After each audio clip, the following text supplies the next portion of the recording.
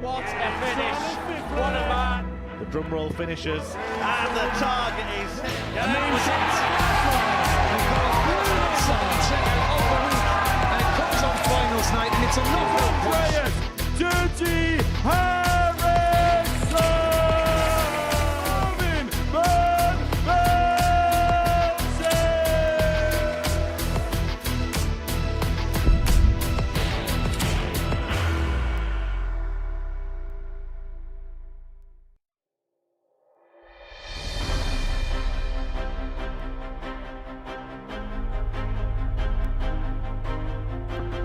Double 10 he finds with his first. It's a completely different environment when you come here on a Saturday night compared to playing the week. The double 16. Oh, when he takes out the 107. The 104 checkout. Oh, and look at that. Absolutely, I love it. Job done for Richard Rollins.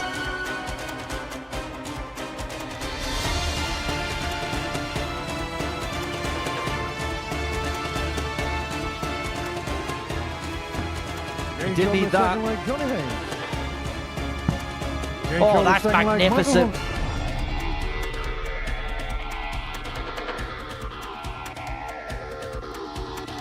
Nothing old school about this. This is just conventional. Ball again. Oh!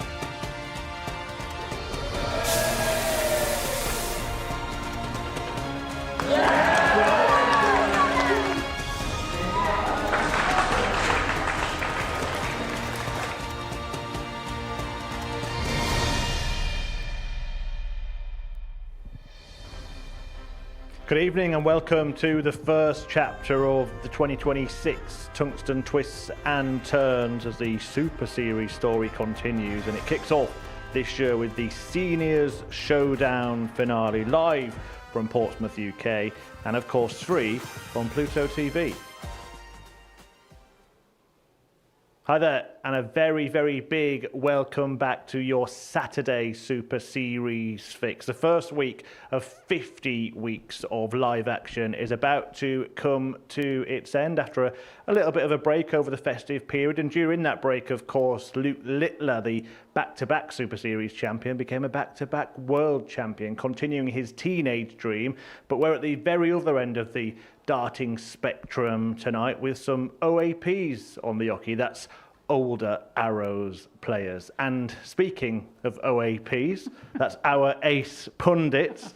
Trina Gulliver, the Golden Girl, 10-time world champion. How are you? I'm good, thank you, Chris. Yeah. Good. Happy New Year. Yes, Thank very you. well. And we've got a retired asset as well in Paul Nicholson. Paul, that was mentioned earlier in the week, just confirmation that your throwing days are behind you, but we'll be seeing plenty of you here at the Modus Super Series, as always, I'm sure. Yeah, you'll be sick of the sight of me by the end of the year, Murph. Yeah, absolutely. Right. I won't be sick of the sight of you, by the way. You might be sick of the sight, or Trina might be sick of the sight of some of the players that we're about to show, because she was in action this week at this Seniors Showdown. 12 players came, only 6 remain, and here are the last men standing. Richard Rollins won Group A this week and threw an incredible 21 80s in the process. Will Welshie wow the crowd and win the week? The Wizard, Simon Whitlock, has had a magical week so far. With spells of excellence, the Australian seeks Seniors Showdown silverware. Steve West is one of 2 players in the field with the Specials Week title to his name. Winning tonight will see him take back-to-back titles. Neil Duff is the other Specials Week winner with a title back in 2024. Will Duffman be the first player to do the Specials Week double?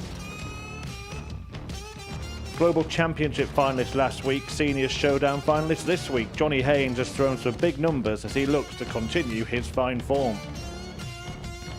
And Michael Huntley has won more games than anyone else this week. His nickname may be Babyface, but tonight he'll be looking to be the star of the Seniors. Yeah, only in darts could you get a babyface player at the Seniors Showdown. But look, Trina, you were part of it. I mentioned it there. Do you want to talk about that? Well, as little as possible, please. No, it was a difficult week. I just didn't get going, and I had moments. 106 outshot. I think that was the only time I took out a finish, to be honest. But my doubling was absolutely awful. So not the best for me, but I'll keep trying. Yeah, maybe Not much time on the practice board over Christmas, is that fair No, to that's say? true. No, yes, my own fault. Well, let's talk about some of the players that might have been hitting the practice board in preparation for this, because Richard Rollins won Group A earlier in the week. Now, he's one of those players who's kind of enjoyed his best years in his senior years, certainly emerged through the World Seniors Darts Tour, and he played some great stuff in that Group A campaign. He did. I think the way he was able to negotiate the first 3 days of the week, it wasn't easy because he had the seasoned veterans here at the Modus Super Series, like Steve West and Neil Duff, just tapping him on the shoulder towards the end of a very tight point situation. But when you're winning a Group A on 18 points, you know it's not going to be something you'll say was easy. It wasn't by any means. But he should be really proud that he was able to win a group situation like that on 18 points. Tonight's a very different thing, though. It's not about getting through tight situations. It's about explosiveness. Does he have that? We're about to find out. What a week Johnny Haynes has had, because he was here on Sunday, played in the final of the ADC Global Championship, then went home. Richie Houston had to withdraw. We wish Richie and his family all the best, of course. But Haynes then returned, filled in for him in Group A, played some good stuff, but was never going to get anywhere apart from Group C. Then he goes and wins Group C in rather dominant fashion. Well, yeah, he won 4 out of 5, didn't he? The 3 days that he was here, and he played some great stuff, and it's obviously on form off the back of the ADC Global. So, yeah, look out for him tonight.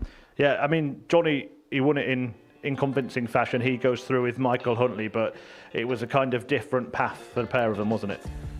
It was a really, really weird group, if I'm being honest, because you've got Robert Thornton, who is on 12 points there, but he was never really in the frame towards the end of the group because his leg difference was so poor going into the last couple of matches, where if he'd had a better Thursday afternoon, he would have been in the frame. But Michael Huntley getting through, only 2 points behind Johnny Haynes, who myself and the commentary colleagues of the week said that he looked like he was dominating. Trina's right, he was winning 4 from 5 each day he played. But Huntley only being 2 points behind, his journey was very different, very scrappy. 2 games I think he'll be very happy with, a 92 average and a 99. But the rest of it, he had to work really hard for every point he got. Yeah, absolutely. Those 3 players, all solid, steady dart players that people who are in the game know well. But the 3 that went through from Group B are all players that come with huge reputations in the sport. Trina, that was a group you were in. Paul Hogan missing out as well. But Neil Duff, Steve West and Simon Whitlock, who we'll start with, all getting through, big names. And Whitlock is showing a little bit of a revival, isn't he, in the last 3 or 4 months? He is, yeah. And I was speaking to him during the week, and he was saying he's practicing, he's putting in so much practice, and it's coming to fruition now, and he's enjoying it as well, and because he's playing well, he's enjoying it more. Yeah, played well at the World Championship. He actually lives around the corner, does Simon Whitlock, in Waterlooville, as does Steve West, who does seem very at home here.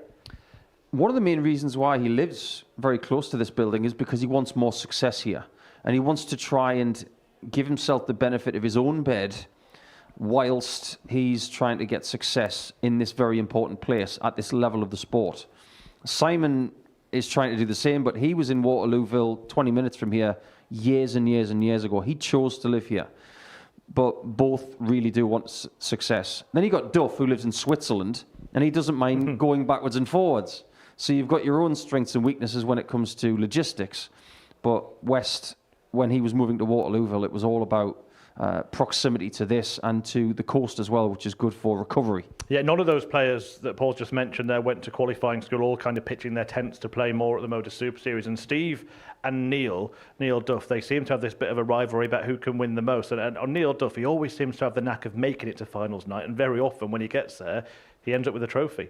Yeah, he's got a good record here, hasn't he? And he's played well this week. He's taken out some great shots at the right time. His timing's has been good, and it's going to be a tough one tonight. Yeah, certainly is. And the players are going to have to work their way through the groups to determine which 4 get through to the semi-finals. Paul, just having a first look at the groups there, is there one that stands out as rather nasty? Yeah, Group 2 is nasty, to say the least. I'm going to steal your word there, Murph, but Whitlock's in good form this week. Haynes is in good form this week. Duff is starting to do the right things more towards the end of the week. Rollins and Huntley with West, I see Steve coming through that group. I think he will fancy winning that group and winning both games. He's maybe got a little bit of a point to prove against Richard Rollins as well, because he's had a few games with him already. But even when we had Neil Duff in this very chair in the early hours of this morning, we showed him Group 2 and even he thought, oh, that's a bit stacked. Let's see what the odds compilers think then in terms of who's going to win tonight. They've gone with those players that we were talking about, Haynes, Duff and Whitlock. Haynes the favourite after his run here last week. They're hoping he can, or they're expecting him to, ride that wave. West the same price as Whitlock, 7-2. I'm interested in training Richard Rollins there, 6-1. Did win Group A earlier in the week, but we did go through the entire last series without a Group A winner winning on Saturday night. Can we break that straight away in 2026? Yeah, I think it will break, but whether it's tonight or not, it's a different matter. But Richard Rollins, on paper, has been the surprise of the week. You know, he did well to win the Group A, and he started off well and ended well. Who do you expect to be lifting the trophy tonight? It's a tough one. I'm going to go Whitlock. Paul? I was going Whitlock earlier. I'm going to go with West. I think he might create a bit of history tonight, going back-to-back in specials weeks for the first time. Yeah, well, it's unknown, isn't it? It's going to be competitive stuff this evening. Remember, if you are going to have a bet on the Modus Super Series, please gamble responsibly. It's 18+, gambleaware.org. And Richard Rollins is in action in the opening match of the evening. His first group game comes against Michael Huntley, and Henry Deacon has been speaking to both players. Michael, first and foremost, the smile on your face as everything. I get the sense you've all enjoyed the senior showdown this week. Oh, it's been fantastic, to be fair. I was having an hour about Q school, and as soon as I got the invite for this and seen the names, it was amazing. So it made my mind up for me, and I just wanted to come down here. So yeah, great. Like, in terms of the darts you played this week, how would you assess it so far? As usual, Henry, but inconsistent. Mm-hmm. Some great darts at times when I'm finding it and switching off and relaxing. But sometimes I still have had a little moment where I try a little bit too hard sometimes, and to finish matches off. Missed a lot of doubles as well early in the week. Improved on that as the week got on. And hopefully I don't have any of them problems tonight. Saturday night's becoming a bit more of a regular fixture for yourself. Do you feel like you've really began to click on the stage now? Yeah. It's just like every time I come here now, I'm starting to definitely feel more comfortable in my environment. And the biggest downfall I have is believing in myself sometimes. Like, I sat in our room with some of them seniors this week, and I pinch myself sometimes. Mm-hmm. In my eyes, they're legends, some of them. I've been watching them play darts on telly for years. And like, only now I'm really started to do it the last 3 or 4 years. So, it's just that a bit more self-belief I think I need, that's all. How does best senior in town sound if you win tonight? Oh, that'd be amazing, wouldn't it? Babyface senior. You can win the Just for Men trophy. Michael, go well. Wish you all the best. Thank you very much, Henry. Cheers. Richard, very good start to 2026. Won a Group A at the Senior Showdown, and it felt like from first start to last, there was a real control about your play. I was surprised that they kept on going in, and the scoring was there, and the finishing was good, pretty decent as well. So yeah, I was very happy with myself. I think it's the second time I've been in Group A, and the first time I think I got out with just winning 2 games for the first 3 days. So I'm over the moon with this one. How did you spend the couple of days off? Just chilling, actually. Yeah, it was my daughter's birthday on Friday, so it was on and off the phone with home, and other than that, just taking it easy, put my feet up, lots of tennis and catching up with a bit of work. Into tonight then, you have won a weekly title here in the past. Looking for the first specials week title, and considering you made your name a fair bit with the World Seniors when that was a tour, I suppose this would be a nice one for you to win. Oh, absolutely. I'm so looking forward to it. It'd be lovely. I mean, with the quality of players in the back room there, you know, it's going to be tough, so I'm going to have to fight. So, but I'm in it to win it, so let's see how it goes. Right, go over for this, Richard. Good luck out there. Thank you very much.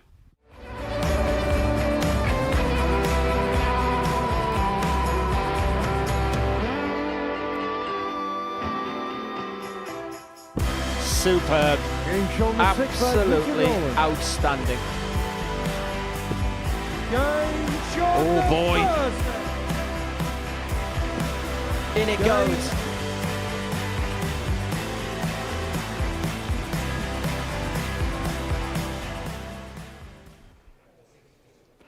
So here we go then, the evening about to get underway, and it's an all-Welsh affair on the Super Series stage to begin. our finals nights in 2026. The Seniors Showdown reaches its showpiece as babyface Mike Huntley takes on Richard Rollins in the battle of the red darting dragons. And it is time, well, for Paul Hinks to carry on calling for another year. The first game is going to be between these two players, Richard Rollins, who has won a week here before. Series 8, Week 3, the 54-year-old from Wales, and Mike Huntley, the 54-year-old from Wales. Henry Deacon and Paul Nicholson will pronounce the hometowns for you. Thanks, Chris. Evening, everyone. Welcome along to the live lounge in Portsmouth, packed to the rafters for the first time on a Saturday night in 2026. And it is two of the finest Welsh senior slingers that get us underway. Richard Rollins kicked off his new year with a Group A win. Paul Hinks, a man who's refereed 4 World Championship finals in the PDC. He also refereed every World final in the World Seniors Championship. And it's good to see that the young are watching the old. It's a packed house here at the live lounge this evening.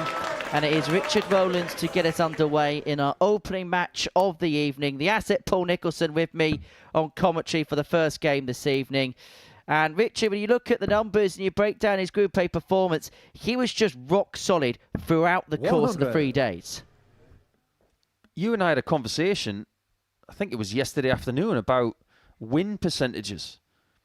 It was specifically about the European Tour in the PDC. 28. And I said that 60% was the benchmark for doing well over the course of a career.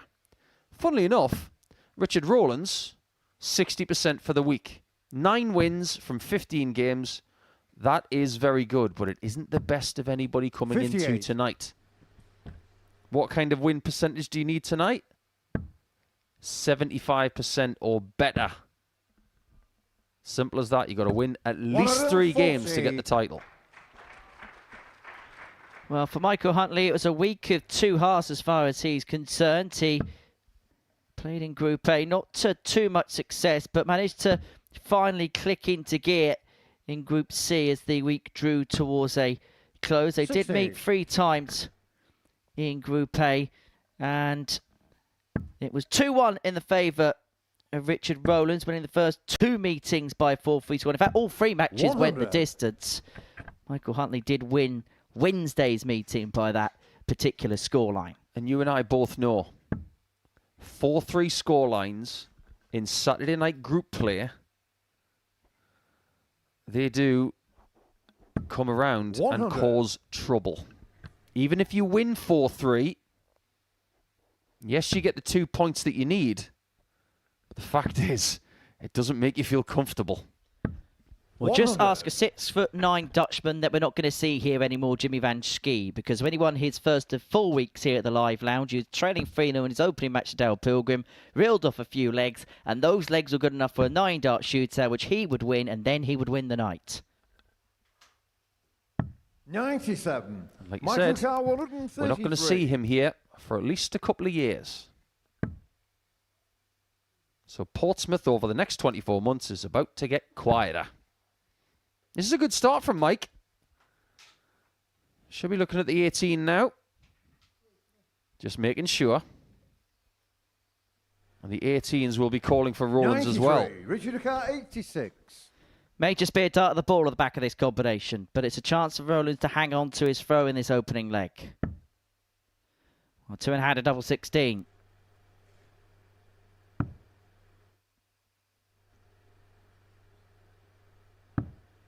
Well, there was a pause for dramatic effect, but he was unable to execute, and so Huntley here has an opportunity for an opening leg break. Huntley's had some good doubling this week.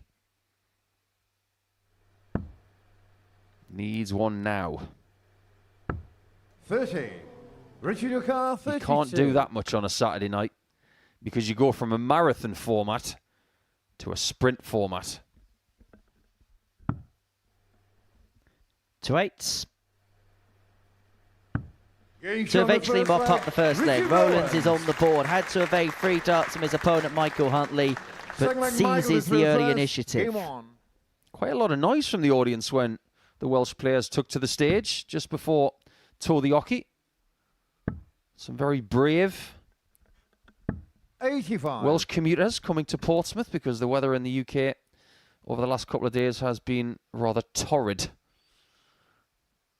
But people will do the miles for darts. Well, I did have a little bit of a move around the building prior to play getting underway, and I did speak to a gentleman 100. who's made the trip all the way from Swansea, around 3.5 hours in the car to be here this evening. A lot of the people that are here tonight as well are some of the regulars that went to the Circus Tavern and to Blackpool and some of the events that are on 85. the then World Seniors Dart Tour circuit. So a chance for even the spectators to reacquaint themselves with old friends this evening. What we shouldn't forget as well, you've got 6 players here tonight. 100. If you win this, you start your year with a victory. And it could set up a very profitable 2026. 100. Because winning this could lead to other opportunities. And the perfect example of that is Jensen Walker. He won his week in February, Series 10, Week 2. He'd gone on to win the series and he's won a lot more since. It was a catalyst for the Interceptor, who may well be a PDC Tour card tomorrow. 99. He's in a decent enough position. Probably will have to get it outright. And it is that exciting time of the year. We get to see stars of the past, but we may well be seeing some stars here at the Super Series become some of the 81. PDC stars of the future. And there's many regular fixtures and regular faces over the course of the last 48 hours or so that have picked up PDC Tour cards. And many congratulations go to them. Including today, a 3-time series runner-up, Tom Sykes, the Castleford Tiger. 95. Michael Lucar, 150. He might have to hit this. And that was the right player. We've seen some big 134. finishes this week Richard Carr, in 107. very important moments. There was a 152 last night from West, which was remarkable. This is why he may have needed to hit that 150, because Welshie is on double 16 again. 75. And clips Michael the wire Carr, for what would have been 16. its 6th Tub Plus checkout of the week. And so Huntley back for 2-8s, and a real grimace in the background there from Richard Rowlands. Because he's allowing his opponent opportunities, and at the 5th attempt, Michael Huntley finally obliges, and we're level at 1 apiece. Game on. Yeah, Mike's win percentage for the week, 56%, but he has played the most games of anybody coming into Saturday night. He's played the 25. That's the most amount of games 95. you can play Monday to Friday. 56% is equally, I say this loosely because it sounds worse than it is, the second 55. worst win percentage. The lowest, believe it or not, is from Neil Duff at 52%. But like he said to us in the early hours, mission accomplished, got to Saturday. Saturday is a very 60. different kettle of fish. And as you'll hear from him later on this evening, he said that a Saturday night here with the Live Lounge is a completely different competition, a completely different proposition. 85. In terms of Michael Huntley's campaign in Group C, averaged 82.19, but his doubling, well, it kind of bailed him out on a few occasions. 36 on 97, 37%. 4 Tub Plus checkouts, including a 155. But I think 60. it's also fair to say there was periods where he was spectacular, had an average just underneath the ton on Thursday. But there was also other points where maybe he was found wanting a little bit. Yeah, that's very fair. 100. His range was big. It was almost 30 points from top to bottom. That's too wide. Your range on a Saturday night has got to be tight. I think it's got to be 12. First one of the night. And the packed audience in Portsmouth will be wanting more. 100. And Rollins this Richard time will be Carr, wanting the Ton 106. Plus checkout off the back of that first max.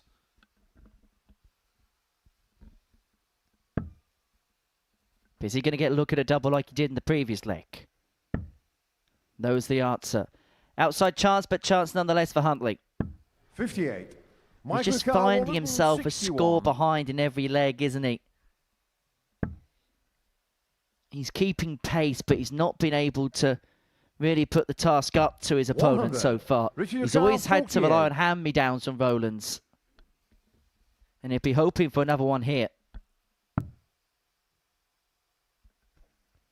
If Welshie misses 2 at double 16, but he gets it first dart. He moves 2-1 to the good. Full leg Michael is through first. Game on. Here's a question for you, Henry. How much does it affect the possible winner tonight, knowing that Huntley has not succeeded on a Saturday here before, like one other person of the 6? Because Rollins has won a weekly title in the Modus Super Series, of course. Johnny Haynes has won once. We know what West and Duff have done. Serial title winners. 140. But Huntley and Whitlock, they haven't won yet. If I be perfectly honest with you, Nico, I think there's a lot of players that won't care about 60. other people's records. Simon Whitlock definitely won't care about other people's records. Johnny Haynes won't care about other people's records. Maybe the one that might look at what other people have done, because it's just the way he goes about his business, might be Neil Duff. But I think there'll be a lot of players that'll think, do you know what, I don't care about the others, I'll just deal with my thing. To 58. quote one of the boxing podcasters, play your own game.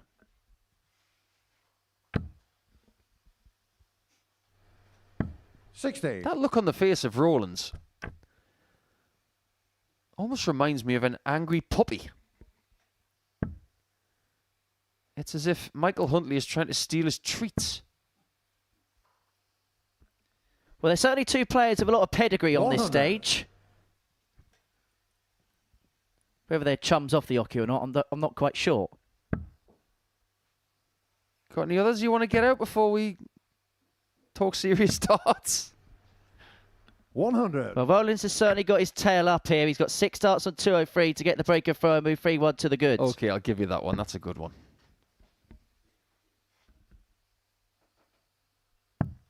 I wonder who the most supported person is here tonight. There's a lot of people here from Wales.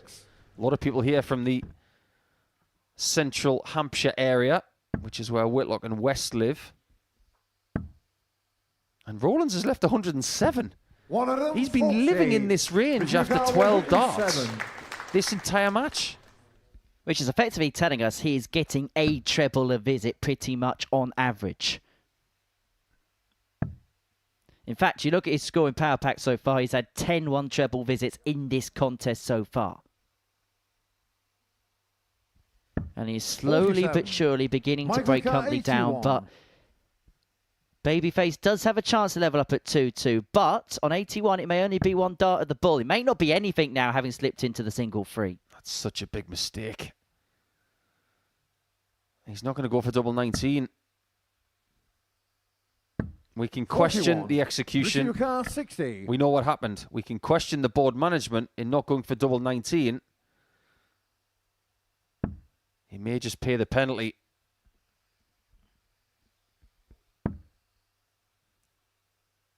Or will he get away with it? 40. He certainly will. 40.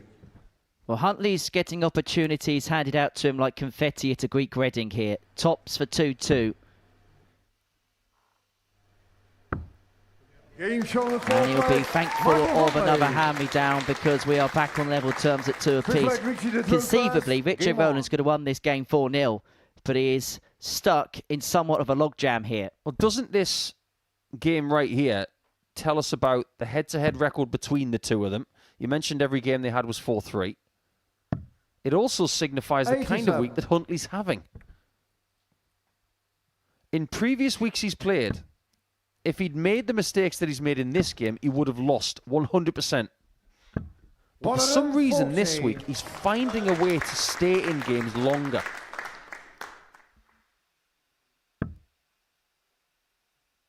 That one is so low that if that were a quadro board, that would have been 80 points. 100. And Huntley here has got a little bit of an opening on the Rollins throw if he can find something tangible with this turn. 55. The opportunity has come to pass. It feels like a very tetchy encounter, doesn't it? Averages are very similar.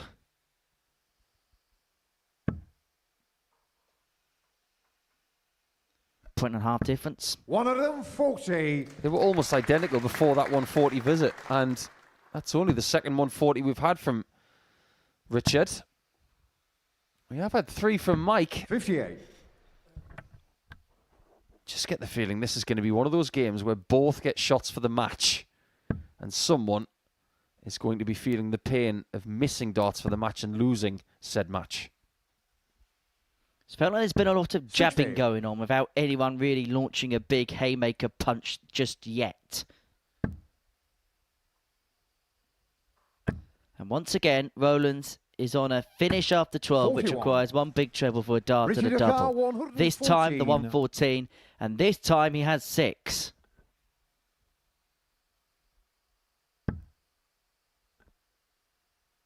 Is he going to get a ton plus check out in this game? He's had plenty of opportunities. 74. On the bright side, he is coming back. But if you're Michael Huntley, you're thinking, I'm a visit behind every single leg in this match. But if I apply a bit of pressure, my opponent isn't converting first time of asking. 43. Richard Dakar, 40. Is he converting first time of asking this time?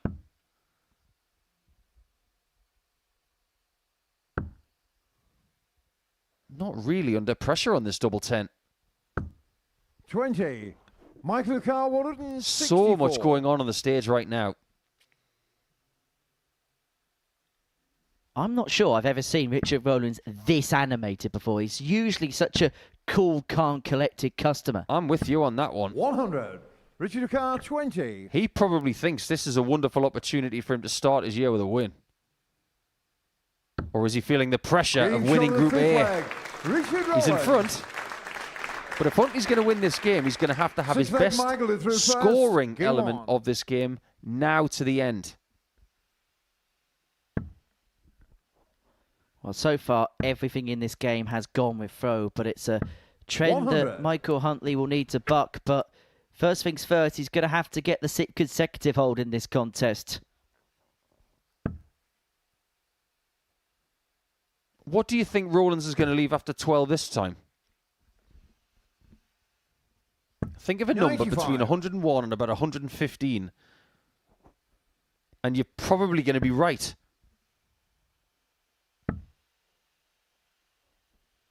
Let's go 106. 81. We'll go 112.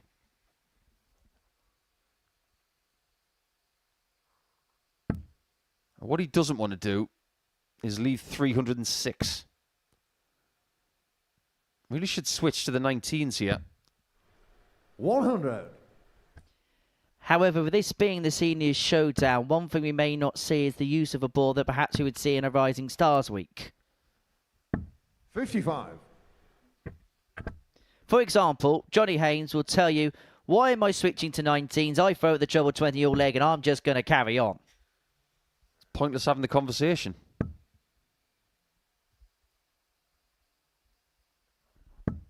I'm starting to think you're going to be right. It's going to be 206, isn't it? Leaving 106. 57. And by not getting a treble, Rollins could be first to a finish again.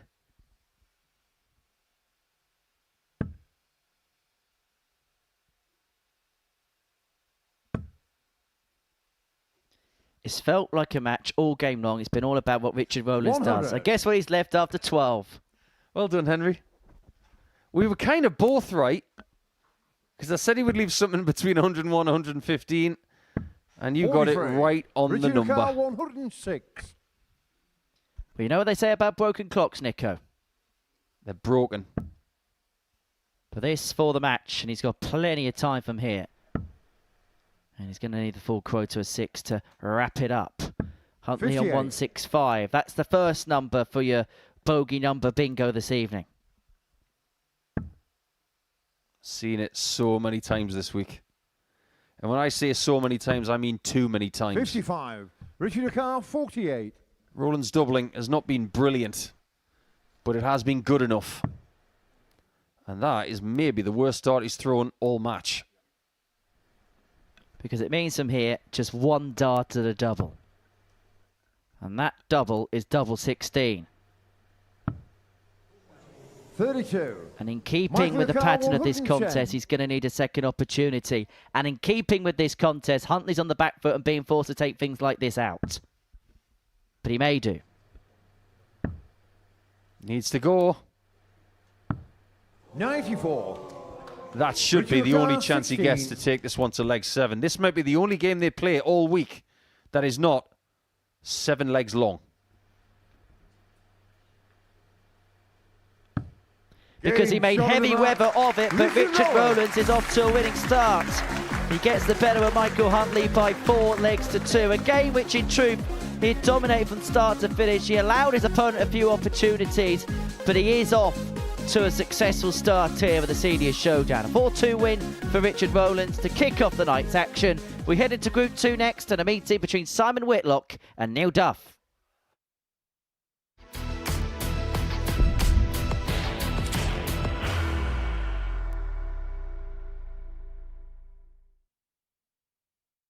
Are you ready to lift that trophy, Darius?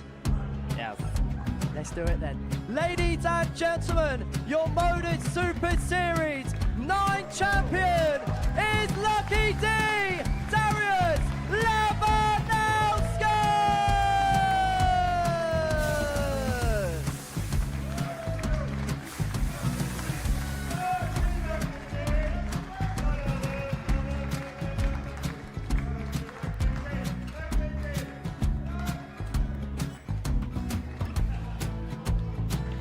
Well, what a wonderful night of darts we have seen, and we are ready. Our champion is ready, and it's trophy.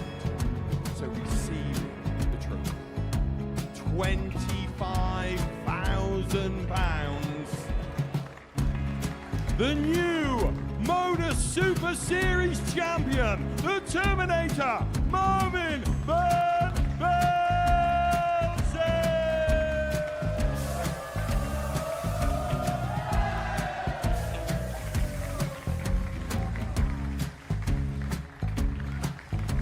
And one more time, the 8th Modus Super Series champion, the Terminator, Marvin Van Velzen. And the new Modus Super Series champion is Andreas Dirty Harrison.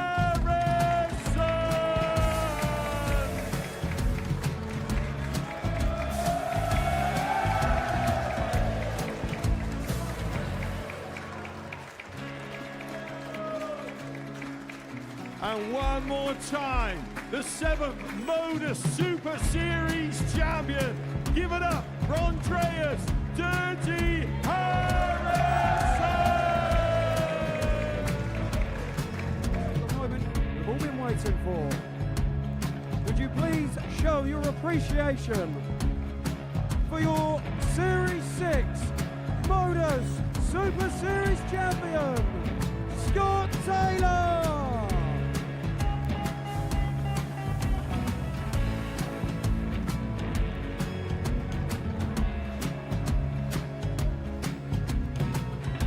One more time, your new Modus Super Series champion. He is Chucky. He is Jim McEwen. Ladies and gentlemen, your Modus Super Series champion, retaining his title, the Nuke, Luke Lidlow!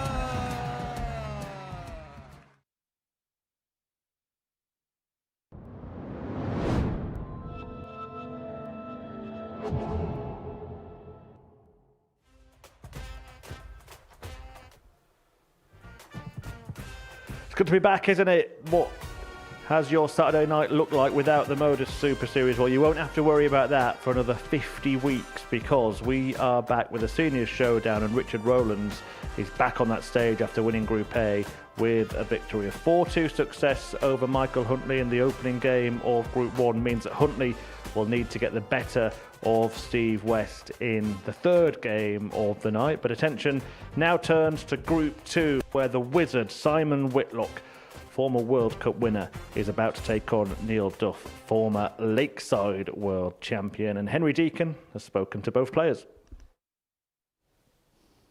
Neil, we spoke last night about how the week's got better as it's gone along. What particularly clicked towards the second half of proceedings here? It always does. That's kind of what I do. Yeah, just getting used to the new darts and a bit of heat in the room helps as well. But yeah, I kind of settled into it, trying to get myself a wee bit angry, you know, and try and play with a wee bit of anger. After I lost to Simon last night, I kind of went out with Steve and I went, right, I'm just going to knuckle down and end up losing around 97. So, but yeah, you know me, I kind of fall into this position on the Saturday night. So, but it's up to me to keep it going tonight and try and play the way I have been playing the later stages of the week. And as you mentioned, Saturday night, it's the Neil Duff night. This is a night where you absolutely target throughout the course of the week. Yeah, but the thing is, what you've done all week has just been disregarded now. You've got here, it's reset, and then you have to go out there and prove yourself. And I have a tough group, but if I can play the way I can play, I'll still be here at the end of the night, I think. It's a good way to start the year if you can get success. You'd also make a bit of history. No one's won 2 specials weeks, and you would also move on to 7, which would again be another record total for this place. Yeah, it's always the plan. You know, I always set myself these little targets. So yeah, it'd be nice to getting off with a good run at the start of the year. But I was actually talking to a couple of the girls who used to follow the seniors there, and 25 one title. 24 4 titles, so I need to get back to that. And yeah, it's work in progress, and I will kind of off the hockey. I'll work and get it right, and yeah, you're going to see an awful lot of me in 26. Well, we look forward to that. Wish you all the best tonight, Neil. Good luck out there. Cheers, buddy. Thank you. Simon, very good couple of days for yourself at the Seniors Showdown. There was glimpses of some of your best there for sure. Yeah, not too bad to be fair. I wasn't expecting that. Haven't really played that well lately. But once you got that first game under your belt against Trina, it felt like we saw some of your best stuff, particularly yesterday. You won 4 out of 4. Yeah, I mean, I'm sort of a momentum player. If I get a little bit of confidence, then I could be dangerous. Into tonight then here at the Seniors Showdown, and we haven't seen you win a title on this stage yet. Is that something in the back of your mind? Not really, but I would like to win. If you could start to 2026, would it? Because 2025 ended so well. You won the ANZ Premier League. You had that tilt at the World Champions. You had that fantastic game against Connor Scott. Is it about kind of carrying on the good, positive form of last year into this? Yeah, definitely. You know, I'm looking for a good year again. I mean, I had a very good year last year, I think, after winning the Premier League and getting in the World Championship. So finished the year off good, and hopefully I'll continue and progress even better. And for yourself, I suppose you're treading a different path in 2026. No Q School for yourself, so no Challenge Tour for yourself. So I suppose, is it about doing some different things this year? Yeah, definitely. I'm off to Vegas next week, playing a gold event there. I think it's a gold event. But yeah, just something which I've done before as well. Had a really good time out there. And yeah, maybe a few other ones of those as well. That stage of your career where you still want to be competitive, but you want to enjoy your darts as well. Yeah, I want to enjoy it more than like just be like professional now. Like I'm still very professional at what I do, but yeah, just want to enjoy darts more. Right, wish you all the best tonight, Simon. Good luck out there. Thanks, mate. Cheers.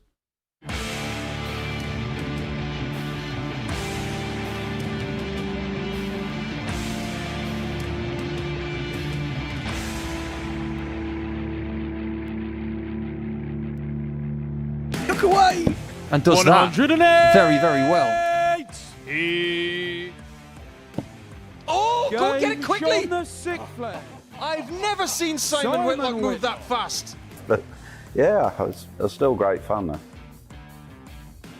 Oh my word! The match. How has he done that? Whitlock. Yeah, I'm obviously going to have to play some good darts.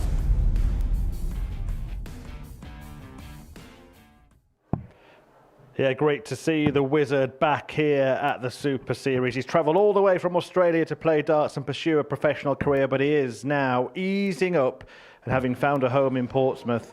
He's got a home from home on the Modus Super Series stage. Neil Duff, the Northern Irishman who now lives in Switzerland, the opponent for the two-time weekly finalist, didn't manage to get a win in his maiden year at the Modus Super Series, Simon Whitlock, but he's back for 2026 looking to change that. And Neil Duff, well, he has had as many wins as anybody on this stage, including in a specials week when he won the Double Trouble tournament.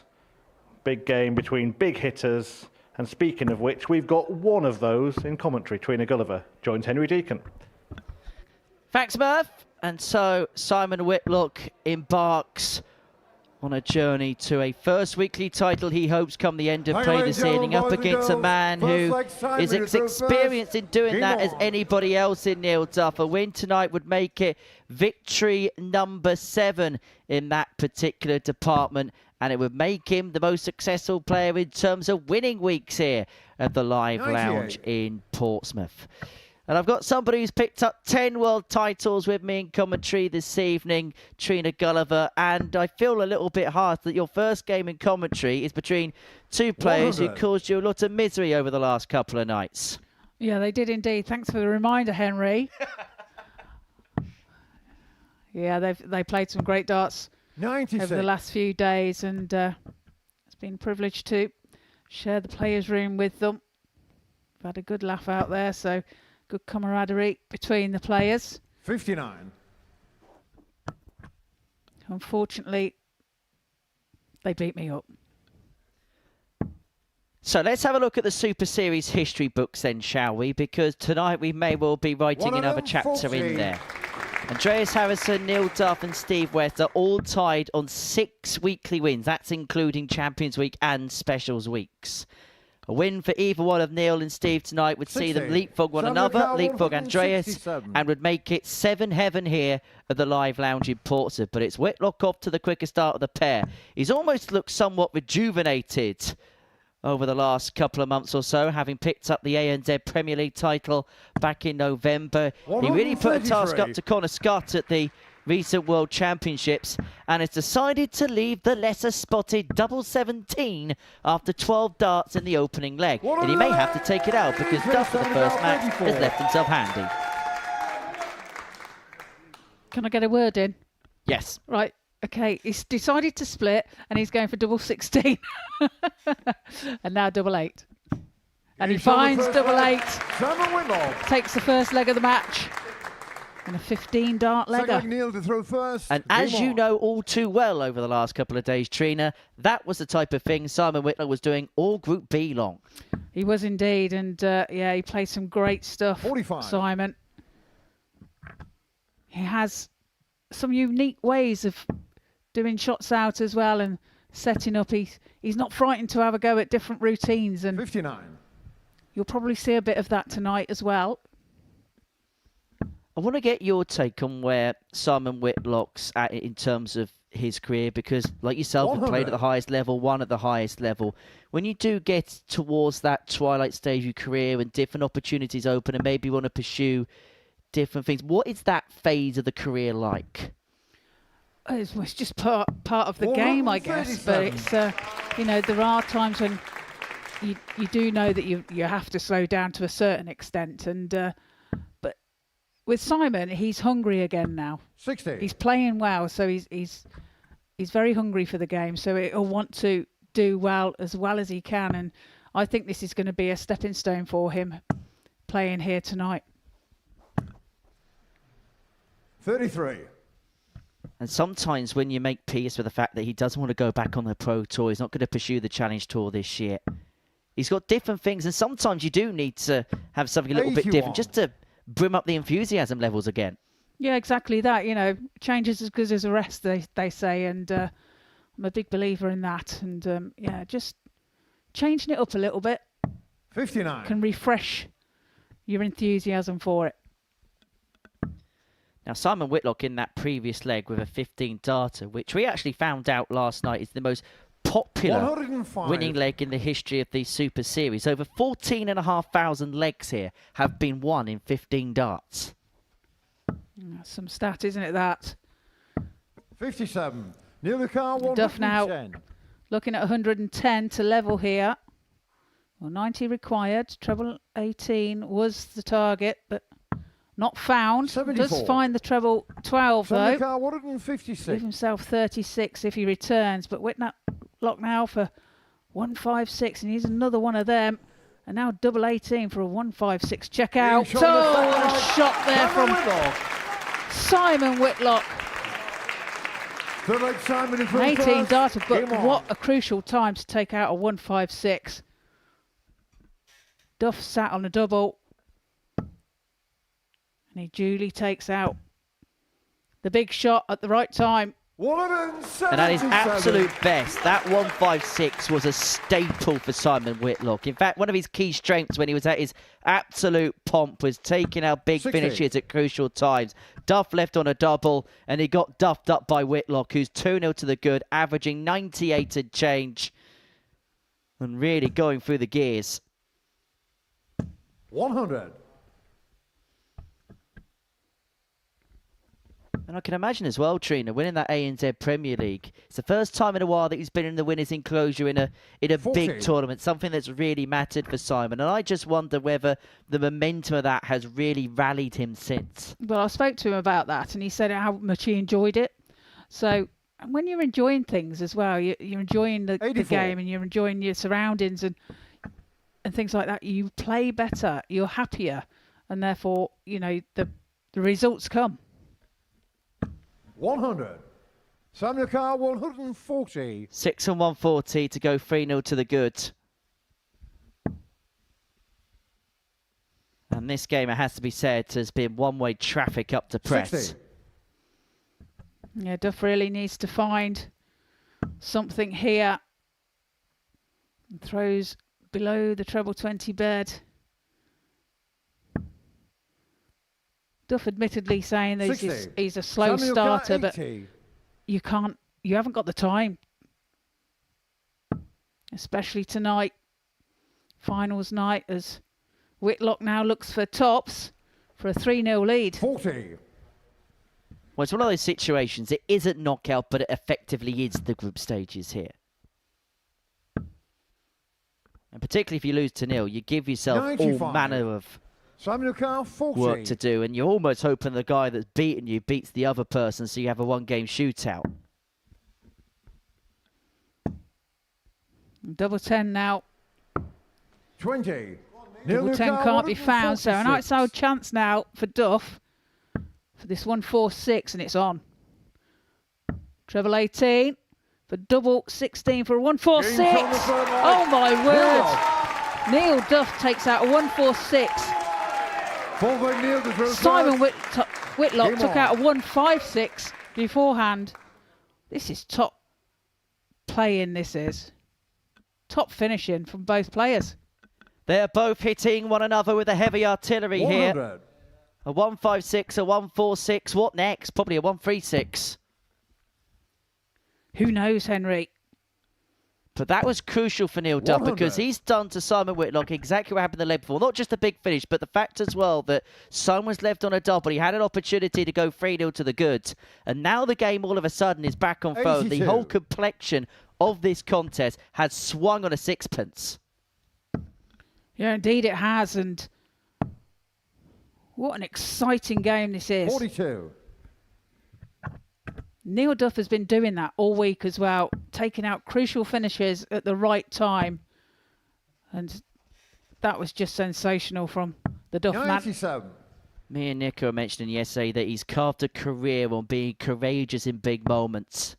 When he won the Lakeside back in 2022, he had a game with Jim McEwen. He was 3 sets to 1 down. He looked down and out, but managed to conjure up a 4-3 win. And from that point onwards, the rest quite literally was history.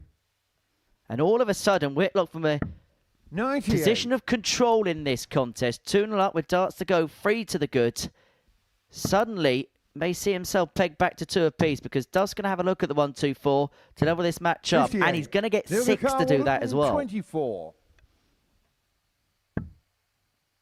Treble 18. Well, he might just set this up. deciding what to do. Ask the audience. 84. Well, he tempted them, didn't he? Have we got Neil Duff mixed up with David Pallett? 96. Near the car, 40. Well, he's left himself tops, and this would be to level up. One dart in hand. 20. Can't find the target, so Simon Carl, Whitlock 110. with an opportunity here.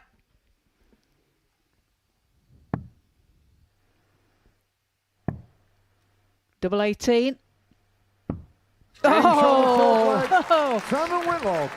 This is the game of big outshots, isn't it? 110 checkout. Simon Whitlock breaks the throat of Neil Duff and leads by 3 legs to 1.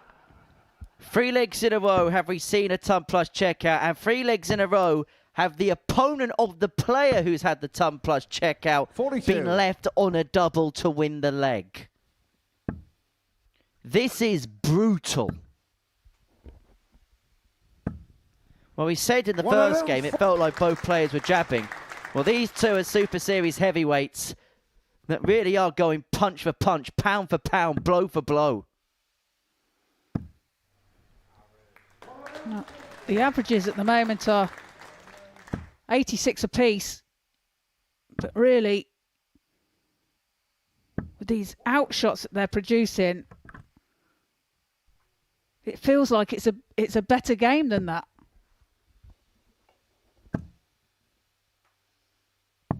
$59.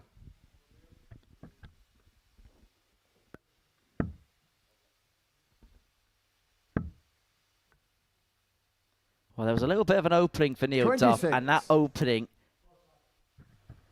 has come to pass because only a score of 26 means that Whitlock will feel like from this position he may have 6 to 9 darts on 260 to wrap this up 4-1. And it really would put the Duff man on the back foot, especially when you consider the man 60. that he faces in the final game of his group is Johnny Haynes, somebody who's won 4 from 5 3 days in a row, and actually in terms of levels of performance has looked the most likely contender of the 6. 140 does leave himself on a 2 darter after 12 against the throw. What can Whitlock do here? 100. Put some Near the pressure car, on. 95. Finds a ton, but now 95 for Duff. Bullseye then. 70. Oh, it's just Simon outside. Carl, 100. So chance for Whitlock to wrap it up from here. Could be a third ton plus checkout. Well, that's a perfect lie for the Chirple. He tried to utilise it, but unable to do so. And so Duff is going to get one final reprieve, one last chance to save this contest. Double 8. Now double 4. 21.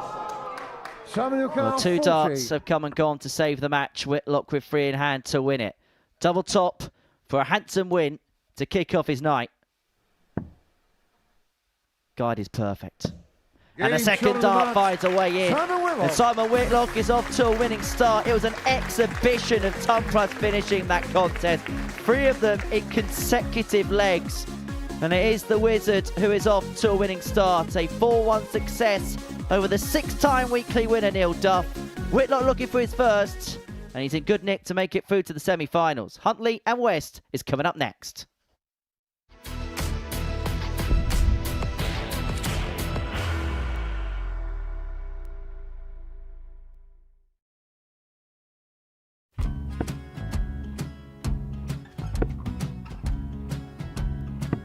$54. Charlie McGuire, 164.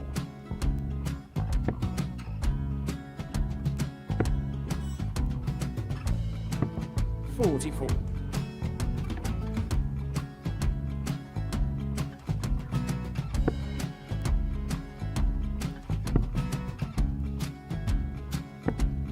$32. Charlie require 120. Well, 120. He's got a fair, at least 2 handfuls at this. Just needs to stay 60. there. That's a good shot. Halves his score. Leaves himself on a 2 darter.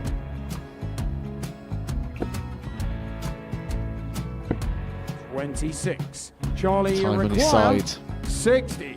to become back-to-back singles champion.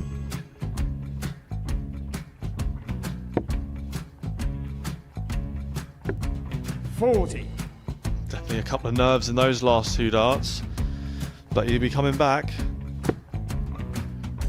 It's a moment he's been in before this situation. Standing at the back of the stage, Charlie, approaching the required jockey with a 20. chance to win the title.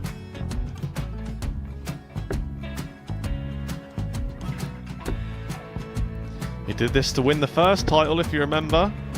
11. I think he's gone. Georgia I think require he's gone to 118. bust it, maybe. The first title he won, he wanted 20. He went 6-7-7 to win it. He had a chance to replicate it again. Yeah, I get the feeling that was for a bust. And 39. on that Charlie, situation there, George require Scaife wasn't even 9. able to take it out going to the 18s on that switch. Yeah, I think he just panicked a bit, but he's done well to get that big one. Sometimes can be the hardest part. Georgia requires This is it. 79. It's got to be 19s. It's got to be 19s for this shot. Big 20 and a double. He's got the first one. He's going to get a match dart here.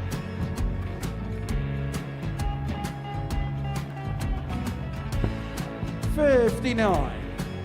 Charlie, Threw you the entire require body into that 8. one. Just didn't want to let go of the dart.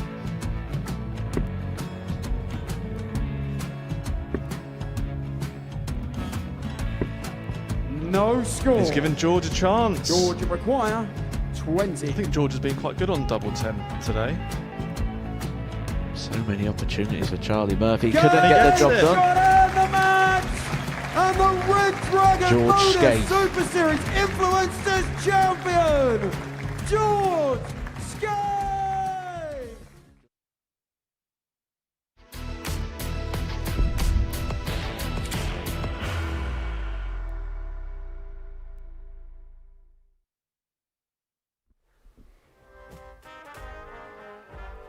Welcome back to the Modus Super Series and welcome back to the Seniors Showdown Finals night, where we've just seen Simon Whitlock begin his Group 2 campaign with an emphatic 4-1 victory over Neil Duff. Before that, in Group 1, Richard Rollins got the better of Michael Huntley, meaning that Huntley must beat Steve West in his next game or it will be his final game. West is about to take to the stage for the first time tonight, but before he does, let's hear from him with Henry. So is it fair to say you saved your best darts when it mattered in that Group B? Yeah, it was up and down. You know, I was obviously a little bit unlucky with hitting a lot of wires and not scoring trebles when they're scoring too. So I was quite happy with the way it turned out in the end. I get the sense you feel like you're really, really close to finding that level you're going to be really happy with. Yeah, I've had almost 2 years now of trying to get back to some sort of normality, stance-wise, throw-wise, and it's coming. It's coming slowly, but it's coming. Back into Saturday night here at the Live Lounge, and look, this is your territory, isn't it? I like to hope so. I think so. I mean, I'm pretty comfortable here, so, you know, with the crowd there, it makes it a little bit more, you know, a bit gritty. You want to do well. Right, you know I like talking about stats of you in these interviews. No players ever, well, only one player's ever won back-to-back weeks. That was Scott Taylor winning Week 12 of Series 6 and then winning the Champions Week. You could do that tonight. And also, if you win tonight, you could become the first player to win 2 Specials weeks and you'd go above Neil Duff in terms of the records. I get the sense the latter one's the one you're most interested in. That's the only reason I'd want to do it. No, they're all special. Every win, no matter how many times you did it or if it's back-to-back or not, that all means nothing to me. It's just a case of getting up here, showing what you can do, and at the end of it, taking home the check. You know, that's what we come here for. Be a good start to 2026 if you could. Where is darts for you this year? What are you kind of planning on doing? No, not a lot. I won't be going back to Q School, I don't think, ever again, because that, you know, it's a little bit too much stress, and I'm enjoying the atmospheres we get here, the people that we play with, and all the camaraderie and stuff. And for me, that's what darts is about. So I think I'll just stick with that amateur side of stuff and the ADCs and stuff like that. So, well, in terms of tonight, wish you all the best, Steve. Good luck out there. Excellent. Cheers, Eric.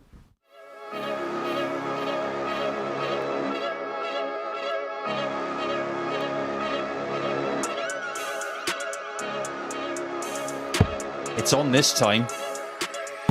It's still on. Gains on the fourth leg. He's promised it all week.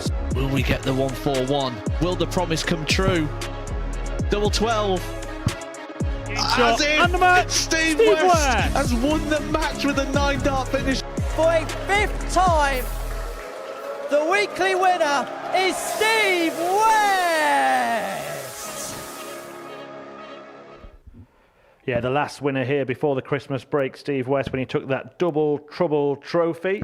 Well, will he be able to add another Specials Week title to his ever-growing Roll of Honour here at the Super Series? Picks up title after title, doesn't he?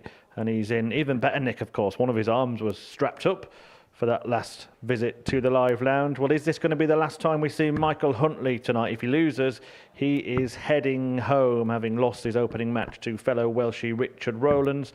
West, who now resides in Waterloo, but literally round the corner from the live lounge here in Portsmouth. 5 times a weekly winner in the main Modus Super Series, plus that Specials Week success as well, and looking to go back to back. Let's see if Steve can be simply the best once again. Guiding you through this one, it's Paul Nicholson and Trina Ladies Gulliver. and gentlemen, boys and girls, first leg, Michael to throw first. Game on. A back-to-back is in the air, because even though Steve West is not bothered about things like back-to-back, we're bothered.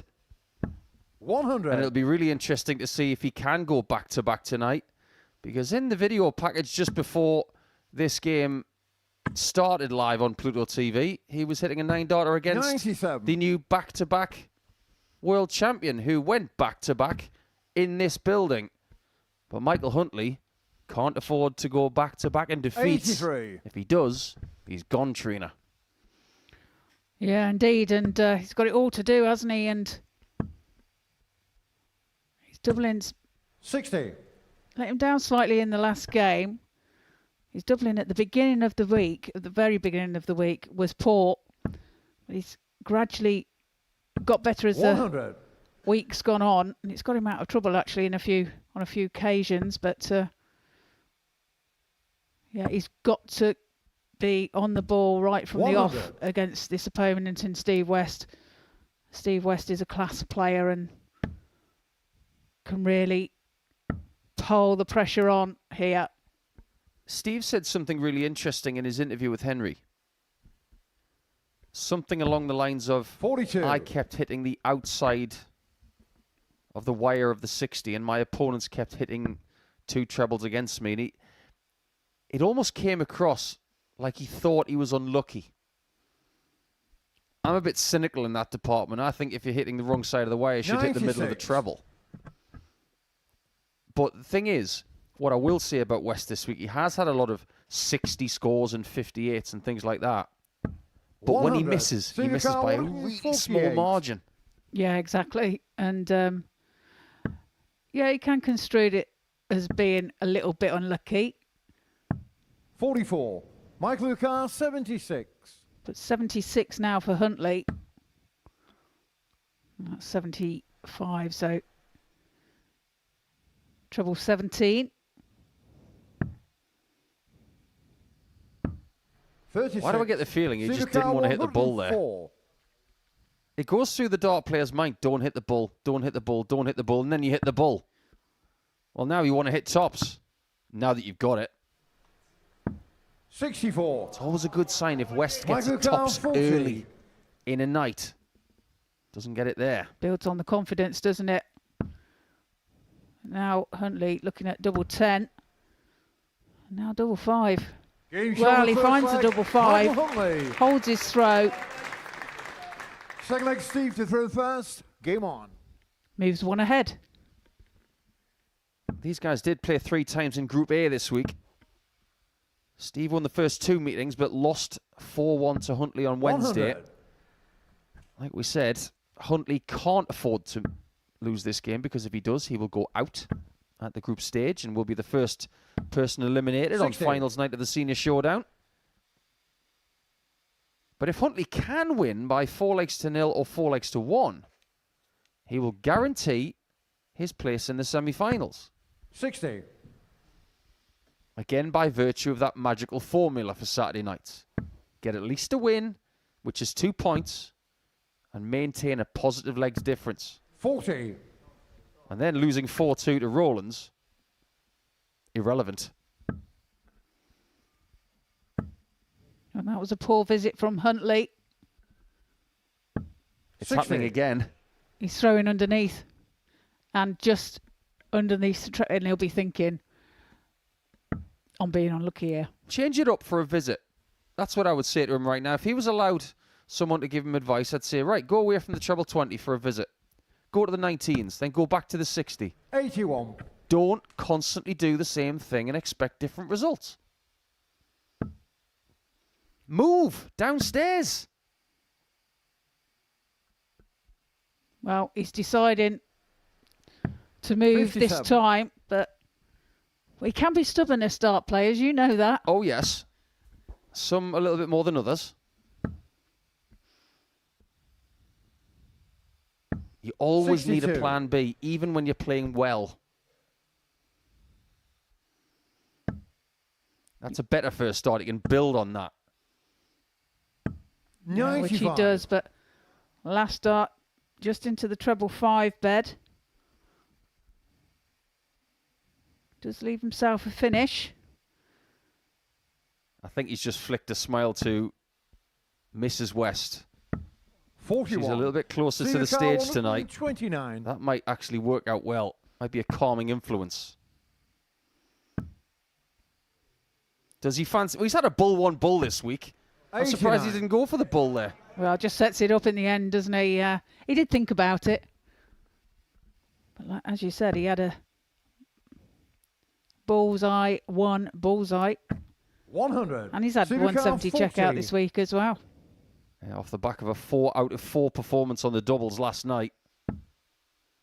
Double 10 was good to him the last couple of nights.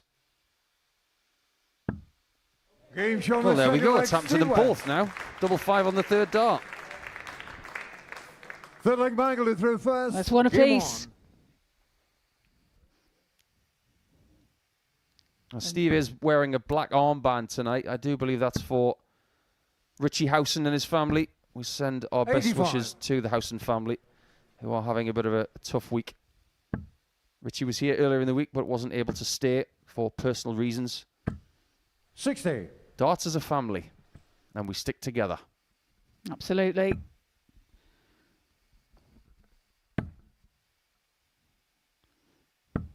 We 7. do have respect for each other, and there you see it. There's nothing in this world that is more important to Steve West than family and friends. And he is the 58. first person to be there for anybody that he cares about. 100%. He's got to care about himself in this game, though. Because if he were to win 2 consecutive special weeks, albeit either side of 100. New Year's Day, that would be a little slice of history, and I love that, by the way. That's a wonderful 180 call, one of the best I've ever seen. But if he could do something that nobody else has ever done, 43. what would that do for his confidence moving forward? Well, it can only be a confidence booster, can't it? And I'm sure he would feed off that as well, and 60. can only be a good thing. It's not a classic game so far, but the only way is up. But the more he starts to lose his temper with that first start, the less likely he is to fix it. 60. Well, he tries to put it right up there as well, doesn't he? Did stay up top. 100. Huntley on a finish. I think he just needs to take a big breath here. 45. It's only 1-1. Michael It's Carr, annoying him. You can see 149. his reaction to this situation. He's got to take a breath.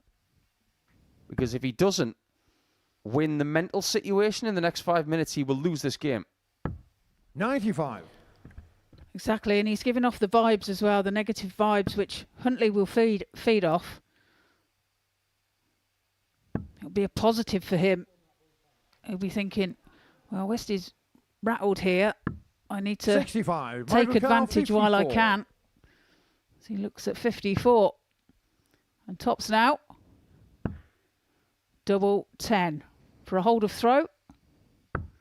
Game Double shot 10 he on the finds. third leg, Michael Huntley. Holds his throw and moves ahead by Fullback 2 Steve legs through to 1. first. Game on. Steve is straight to the hockey once again. What he really needed to do there was just take 5 seconds. Do something different. Like that. 77. The moment he moves a little bit sooner in the visit, he finds a treble elsewhere. There are numerous sections of the board that you can 100. use as a plan B. This is what Modus Rasma does on the PDC circuit, and other players are doing it too. If you don't find your first start, move. 140. The reason he wants to stay up there is because if he gets it right, that's what happens. Yeah, and if he gets that, like you say, if he gets that 100. first start right, 9 times out of 10, it will follow. But deciding to move across the hockey again, 100. well, does find a treble. Yeah, but he's going for a target that is 1/3 the size of what it was at the start of the visit. He's making it difficult for 100. himself. But this is his game. That's one of the reasons why he's here doing this, because what he's done has been good enough to get here. 100. It's a bit of a paradox, isn't it? Yeah, it's a bit stubborn, isn't it? And it's... Okay, he's ahead in this leg, but what pressure is he going to be under? 127. Huntley can still So we've got win this game by 84. 4 legs to 1 and qualify by right. However, double 6 goes in, which it 72. doesn't. Michael That Carr, could 74. have put Huntley on the rack a bit. This is to put Huntley very close to qualifying. Tops.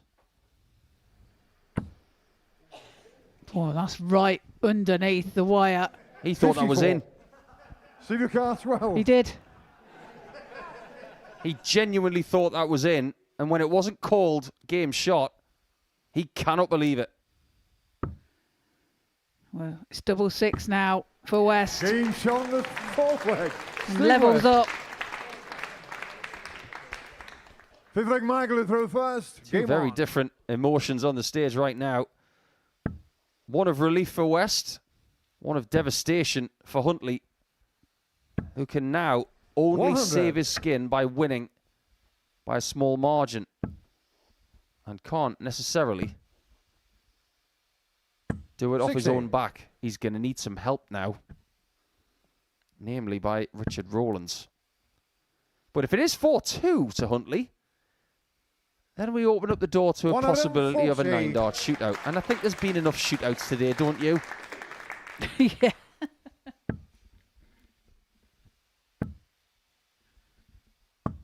$45. That's a great first start from Huntley. Starting to put something together. 85.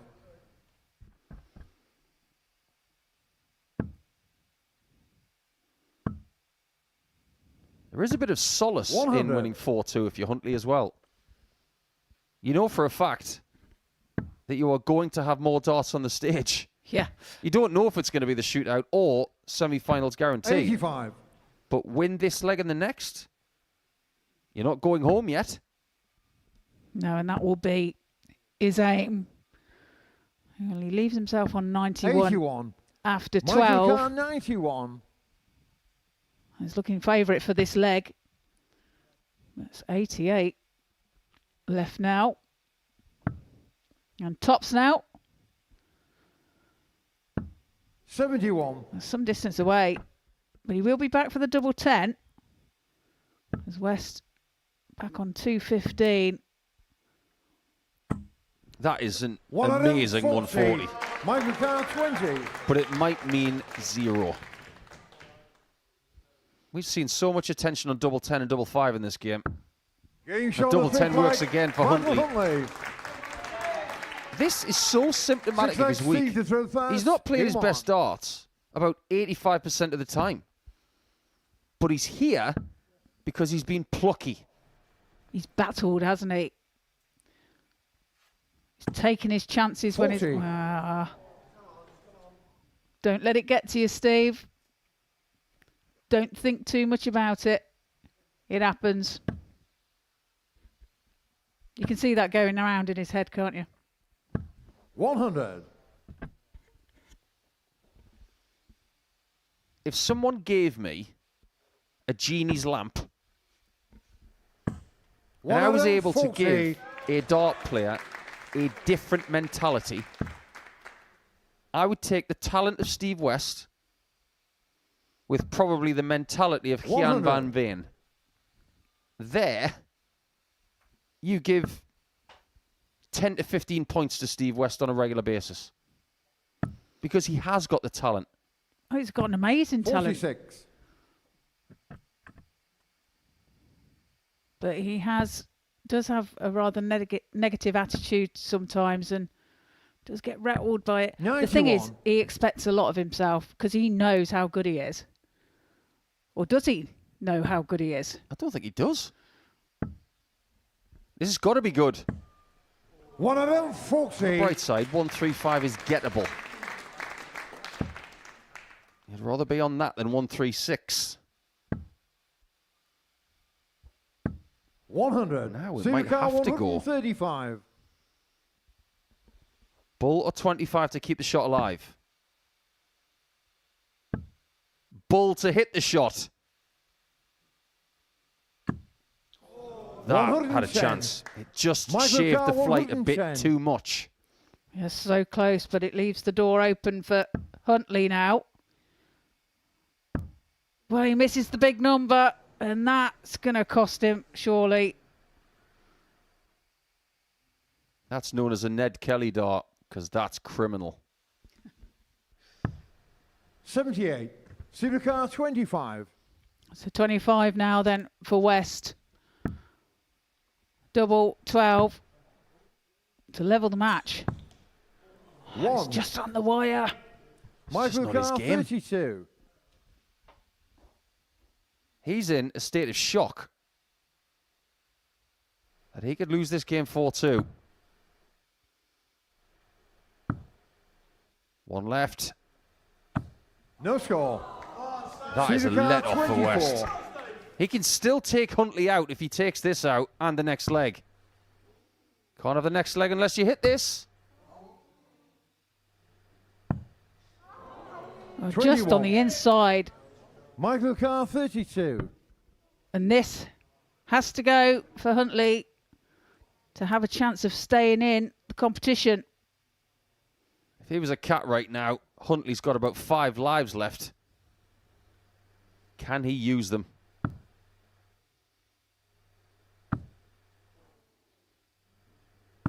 Game shown He on can. Michael Huntley. And he gets a 4-2 victory. He doesn't look particularly chirpy about it. The averages reflect a bit of a scrappy game here on Saturday night in Portsmouth at the Senior Showdown. But the thing is, with a 4-2 victory, Michael Huntley is going to have more darts on the stage tonight. We don't know what they're going to be, but a 4-2 victory it is for the Welshman.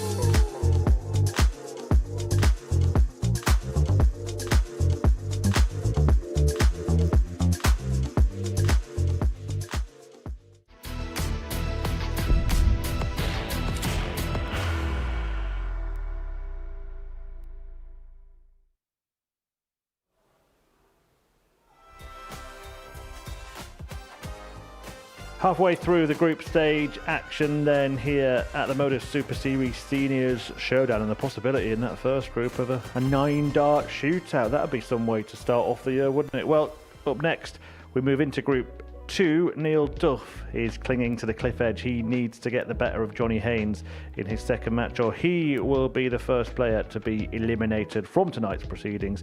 As for Haynes, well, it's been a fruitful week for him. He won £20,000 as a runner-up of the ADC Global Championship, and he is about to take to the stage at the Seniors Showdown. Let's hear from him, talking to Henry. Well, Johnny, I can imagine it's been a bit of a whirlwind, hasn't it, the last few days? It's been mental, because I had the phone call about 5:30 Tuesday night from Beth. Can I come down? Yeah, come down. And you really did kick on once you did. You won 4 out of 5 all 3 days. You finished 5th in a 7-player group despite having 10 games less head start. And then Group C, it just felt like one-way traffic in your direction. Yeah, I had a couple of games where I got in front. Well, the first game against Martin, I was 3-1 up, and then threw that away, and I threw one away against Rob. Mm-hmm. But other than that, yeah, the rest been all right. Obviously, off the back of the ADC Global final on Sunday, I just want to kind of touch upon a few thoughts and reflections on that experience on Sunday afternoon. That was brilliant. The break messed me up. Jack played well after the break, so because he weren't playing as well early on. I can imagine. Okay, obviously you were gutted to lose that game, but I suppose if it was to anybody, I suppose Jack would have been the one person you wouldn't mind seeing lifting that trophy. No, yeah. Well, we said I asked him. They had a sheet to fill in. And it said, who was the best player you've played in the ADC? I said, Jack. And I said to him, who do you put? He said, you. Me. However, you don't have to worry about Jack Treadle because he's not quite senior showdown age yet. However, there's certainly life in the old dog, Johnny, isn't there? How much you'd like to win tonight? Yeah, I'd love to win tonight. Getting invited in and then winning it, that'd be brilliant. You could be the Denmark of darts. Yeah, last call, yeah. Right, wish you all the best, Johnny. Good luck out there. Thank you very much, Henry. Cheers. Haynes wants tops, and Haynes gets tops. The dirt at the ball for the match, and he nails the bullseye. Fantastic shot from Johnny Haynes. Johnny Haynes. Double 4, it's his favourite. He loves this double. And it's for the match, and he takes it. Pins it with his first dart. Can he better it by 50? Well, that makes him the most dangerous player in this group, doesn't it? Yeah, on a bit of a free roll, Johnny Haynes here at the Live Lounge this week, of course, filling in for Richie Howson, who we will send our very best wishes to, and he's played really good stuff over the course of the week. That Group A performance, he knew he wouldn't be getting out of that group, but still put on a show. 4 wins out of 5, a pattern that he followed for the next couple of days to win Group C, and Johnny Haynes will be a formidable opponent for Neil Duff here. Duff, who of course has won a special week before, along with many other weeks as well. But that defeat to Simon Whitlock earlier tonight has seen him clinging to his hopes, and Haynes is not the kind of opponent you want to face. A 61-year-old from Swindon has won a week at the Super Series here before as well. Indeed, and he's up against Johnny Haynes, who he did face on Wednesday, and he actually lost to Haynes when he was off the subs bench. Johnny wins. He's through. Simple as that, because that would mean that Neil Duff loses twice in the second group of the night. That would also take Simon Whitlock through with a game to spare. We've had a bit of everything already tonight here, Henry. Great finishing from Duff and Whitlock. 60. And then that edgy affair with West and Huntley. And Steve is in a rather large pickle right now. Well, if Neil Duff wants a source of solitude, it may well be this. All 3 games played tonight have all gone with the player who's thrown first in the first leg, and that is exactly the luxury that he has been afforded here. Lost out 4-1 to Simon Whitlock in a game which was a masterclass in big finishing. He was hit with a 1-5-6 and a 1-10 in that contest. The only leg he did win was with a 1-4-6 checkout, but he did miss 6 other attempts at a double against the former European champion, up against a man who 6 days ago made it through to the final of the Global Championship just to be upended by a man 100. Across town in Jack Treadle in the big £60,000 jackpot match. We do get city rivals a little bit in this sport, don't we? 66. We had Callan Ridds and Chris Dobie in the PDC living in the same street. 81. Jason Heaver Johnny O'Carroll, and Luke Humphreys 170. from the same area of Newbury. As for Johnny, he lost the Swindon battle last Sunday. 40. Neil the car 120. But he'd be laughing from ear to ear if he takes the title tonight. Tops needed. It's another ton plus checkout for Duff. Can't get enough of that wonderful Duff. First. Game on. Well, 2 legs Neil Duff has won so far tonight, and both of them have been with ton toppers, and he strikes the first blow against Johnny Haynes. In fact, you mentioned cross-city rivalries. The last final 84. here was between 2 players from Swindon. The final tonight could be between 2 players that reside from Waterlooville. If that happens, 100. there's going to be a few twists and turns. Duff needs to win this game by 4 legs to 0 to get through automatically. That would give him 2 points 140. and a +1 leg difference, which is currently 1 leg better than Huntley. In Group 1, Huntley's got 2 points, all square leg 60. difference. That is guaranteed more darts. Whether that's a shootout or not, we don't know. We'll find out in the next match. 99. If this game goes 4-1 in the direction of Neil Duff, there's a possibility of 2 9-dart shootouts tonight. 140. What more could you ask for a night of entertainment on Pluto TV? You get 9 games of darts and 2 shootouts. 98. Yeah, good thinking from Johnny. By getting the 18 minimum, 85. that leaves Johnny 2 O'Carroll, singles for 80. tops. And he does like tops.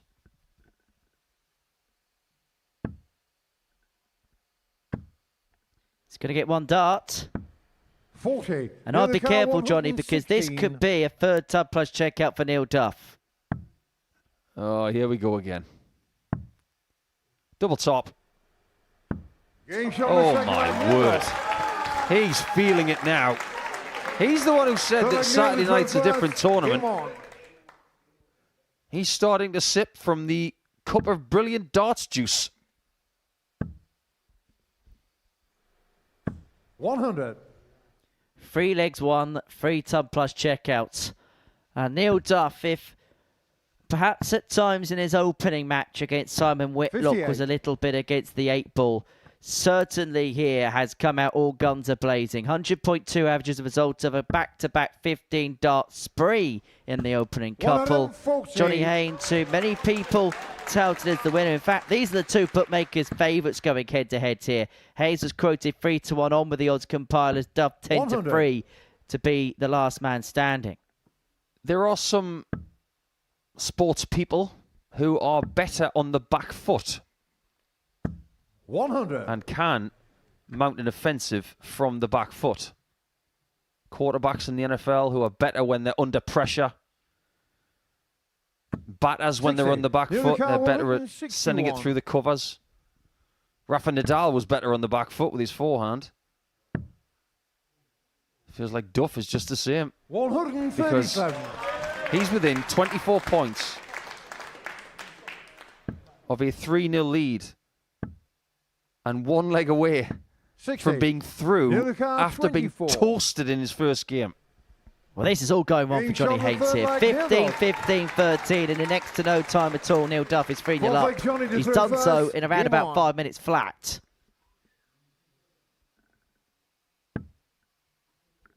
And 4-0, remember, because he lost 4 in the first game, is a margin which would see him automatically 85. qualify because he'd have 2 points and a positive legs difference. The ability of 100. Neil to figure things out in short spaces of time is something that we spoke to him about in the early hours of this morning.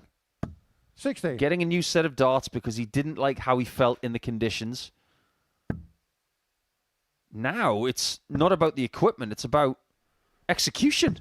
108. And he's finding that too. First max in what could be the last leg of this match. And he's putting Johnny Haynes close to the bin 100. after one game. Well, Haynes had the highest average of the week, 108.75 in a game against Terry Jenkins yesterday. Neil Duff at this present moment in time averaging 109.16. 140. And with that 140, the average is in excess of 110. He could still be the first person to win 95. Neil the multiple car 81. special weeks in singles. Double 13 to win. 55. And if he got, Johnny the average Carl, would have been around the 161. 109, 110 mark. He won't care about the averages. He will care about a 4-0 win, which will put him into the Final Four and put him to win a couple of games of 85. Super Series Neil the history. car 26.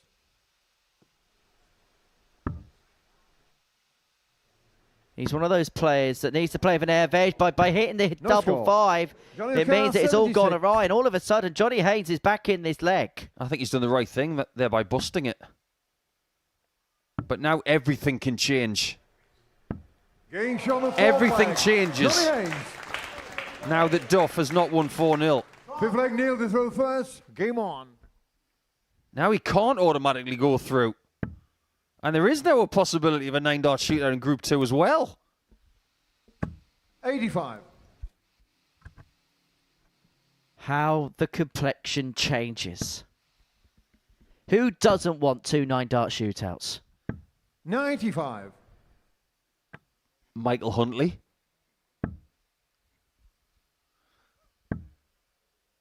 He genuinely doesn't want to be in a shootout. 95. If you offered a shootout right now to Johnny Haynes, do you think he would take it? I think he's one of those players, if there's a 93. situation in front of him where he can put his best foot forward, he will take. He's not going to be one of those players that sat scratching around as to what the permutations are. He'll 100. just go out there, give it the best go. If it goes, it goes. If it doesn't, it doesn't. I think he's too long in the tooth to worry. Yeah, there are two types of people in this world. 100. If you're sitting in a doctor's surgery, you got people like Johnny Haynes who just sit there and wait for their turn. And then you got other people who keep going to the receptionist saying, is it my turn 100. yet? Johnny Haynes is patient. He's easygoing. He will just handle what's in front of him. Although in a doctor's surgery, they're all patients. 53. Neil the car 1-2-1 for the match. Treble 17 for the Bull. Bull to win it for 1-2-1. Bull to win it 96. with what would have been a third Johnny ton plus Carl, checkout of 160. the match. The third 1-2-1 in 3 days. Could have won 4-0. Could have already won 4-1. 140. Neil the car 25. He doesn't hit this. He might not win at all. Well, he had a couple of darts in the previous leg to have automatically gone through. He'll put himself in a position if he hits this double 8 where he will be throwing another dart. Just we're undecided as to where. But Neil Duff has given himself at least a guarantee he's returning to the stage this evening. It could be in a 9-dart shootout.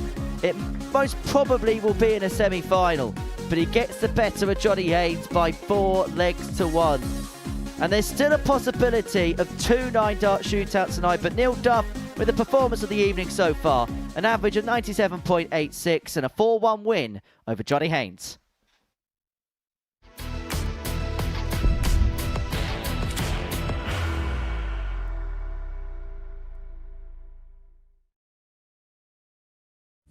You will be disappointed with that. He wanted to have Graham one dart for the match. requires 20.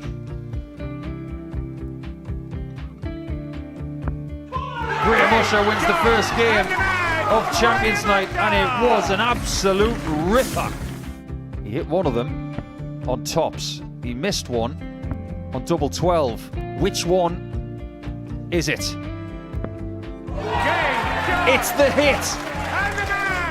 Outside opportunity for Andy Hamilton. Van der Velde should be getting a match start again here. He's already had one. Mr. Dart at tops for the match to win 4-1. And the darter double 16 gets the job done there for Jurgen van der Velde. He gets over the line with a 4-2-6. Well, he go over the top, so did he just overshoot the single? Jimmy doesn't care. Jimmy just looks to eat this up to make the semi-finals for the second time. Adam Kaplas has been eliminated.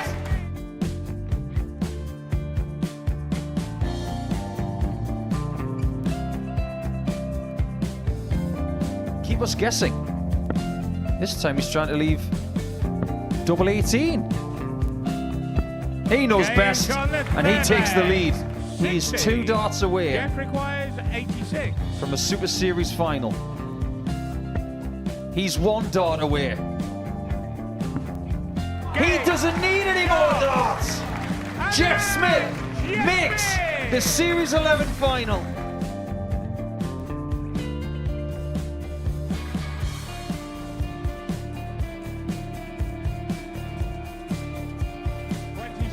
He's Usher losing his cool a little bit here. Oh, absolutely. Right now, I'd say the head's gone. And you don't have long to recover.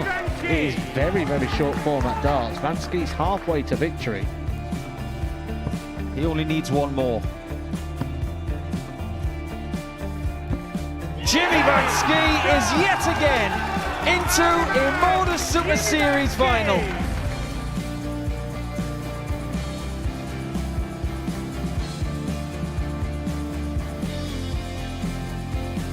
Flashback vibes. Can Jimmy Van Skeet do the same? Just needs the 1 treble here on the 19s. Finds it.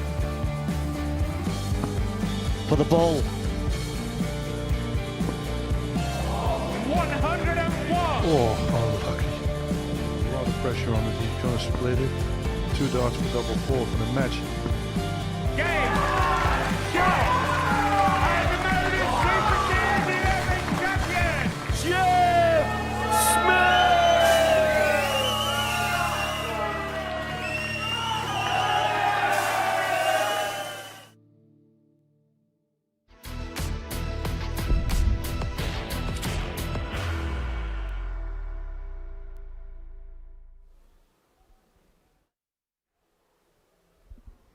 Welcome back to the glorious live lounge here in Portsmouth, UK, the home of the Modus Super Series, which this week is, well, a bit of a retirement home, really. It's the Seniors Showdown, and we have reached the crunch point in the group. Starting with Group 1, a match between Richard Rollins and Steve Weston, 2 groups that have been closely contested so far. In fact, as Henry Deacon said before the break there, we still have the possibility of not just 1 but 2 9-dart shootouts to separate who goes through to the semi-finals. Now, Steve West, he needs to win this one 4-0 or 4-1 to go straight through. A 4-2 win to Steve West, and it would be a 9-dart shootout in this group between him, his opponent here, Richard Rollins, and Michael Huntley. Huntley can only be eliminated by a 9-dart shootout, which, as I said, will happen if Steve West wins 4-2. And if you are good at maths, you will work out that means that Richard Rollins just needs 3 legs to qualify. So 4-2 is a magic scoreline in Steve West's favour for that 9-dart shootout to happen. 3 legs will get Richard Rollins through, and a win by a margin of 4-2 or better will see Steve West book his place in the semi-finals at Richard's expense. And with that, I will hand you through to our commentary team, who for this one is Henry Deacon and Trina Gulliver. Thanks, Murph. I promise not to break into a cappella here, but 3 is the magic number for Richard Rollins to make it through to the semi-finals later on this evening. For Steve West, well, he's going to have to save his bet for this particular contest. It was a nervy, edgy affair against Michael Huntley to kick off his night. A 4-2 defeat, a game in which he missed 12 darts at a double in. For Richard Rollins, he was kind of in control of his opener against Michael from pretty much the word go. He missed 11 darts at a double, but they were kind of non-effective, really. As for Steve, it felt like those margins, Trina, he spoke about in his pre-match interview, kind of came to the fore in that particular contest against Huntley. Yeah, and he got rattled by it a little bit as well, didn't he?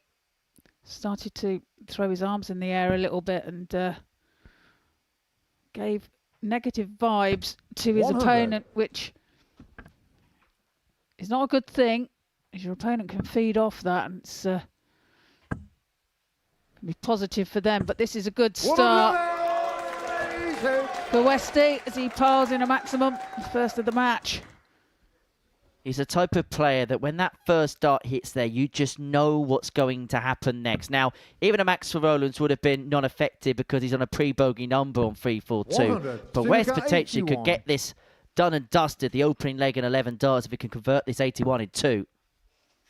Oh, it's 60 left now. And tops. 41. Well, just slightly high. He will be back, though. Well, Rollins wasn't on a finish, so perhaps a sensible play to kick off 777 on the 81. I say in jest. Yeah, I don't think that was meant, Henry. But either way, he's left himself tops. 59. Steve car 40. This could be a 13 darter. Double 10. Well, he makes it 14. Takes out double 10 to take the first leg of the match. Richard through first. Game on. Certainly a lot more poise and purpose from Steve West at the beginning of this contest. It is going to be a game that he's going to have to be patient in against Richard. It's not the type of pace that he enjoys playing against. No, different pace completely. 100. Richard Rollins, beginning of this week, his highest recorded average that we could find was 94.87 during the week. During the 3 days, he increased that to 95.43. And then again on the final day, increased it again to 102.04. So it's been a really productive and positive week for Richard Rollins as he looks at filling the bed, and he does so. Puts in his own max.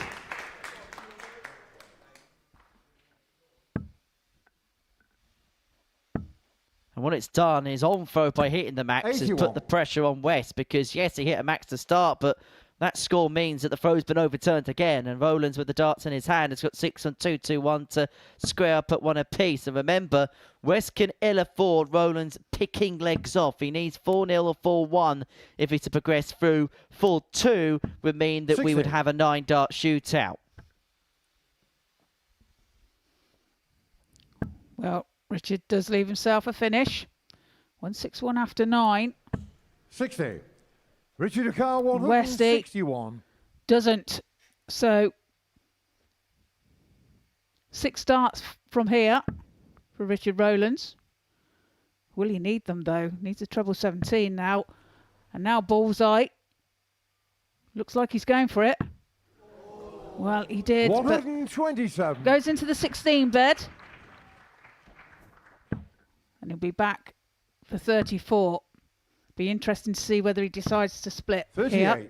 Richard Carr 34. Well, we say it's the lesser spotted double 17, but actually we've seen it in action a couple of times tonight. Well, does decide to split. So double 16. Double 16 he finds to level up the match with a 14 darter. 14 darter apiece, 1 apiece. And it's good to see the next generation of fans coming in here tonight. Actually, and I mean this in a positive way, I thought maybe the audience this evening may well be slightly older. Well, someone's been watching Justin Hood at the Worlds. But actually, it's been quite nice to see the demographic of support that's in here tonight. Yeah, absolutely. You know, like you say, it's the older generation on stage, but there's the younger generation supporting it as well. So that's great to see. Either that or it was bring your grandkids to darts day. There could be that as well. 83. I'm sure they're enjoying it either way. And you can be here 50 weeks a year. The Live Lounge opens up its doors to a crowd on a Saturday night. Head over to www.dartshop.tv to ascertain your tickets for a Saturday night here at the Live Lounge. Or get your smartphone out and click onto that QR code. It'll send you over to the website. £5 tickets for regulation weeks. A little bit more expensive for the Champions Week. £15 a pop. But you do get to see legends in action, and you get to see history made under the Live Lounge roof.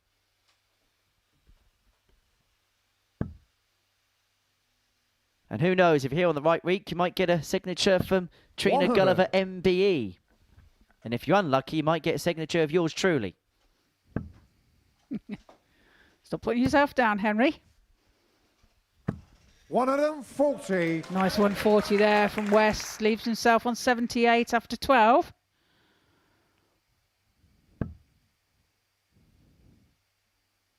Rollins here looking to apply some pressure to that 78. 140. And he does so. Supercar 78. So double 12. And now a double 6. For a 15 dart leg, he finds double 6. Moves ahead by 2 legs to 1. First. Game on. 15 darters, so poor when you consider the passage of play in this contest. But what a contest it is. You could see with the averages, you could see with the darts needed to win legs. Yeah, 14, 100. 14 and 15. Super darts from both players here. But crucially, this is the point of the contest where Steve West needs to kick on. 4-1 is the magic scoreline, and that's not going to help. Yeah, that's unfortunate. Bounce out of the treble. Should have been a max. Well, that's where being too good in terms of grouping can be a bit of a problem.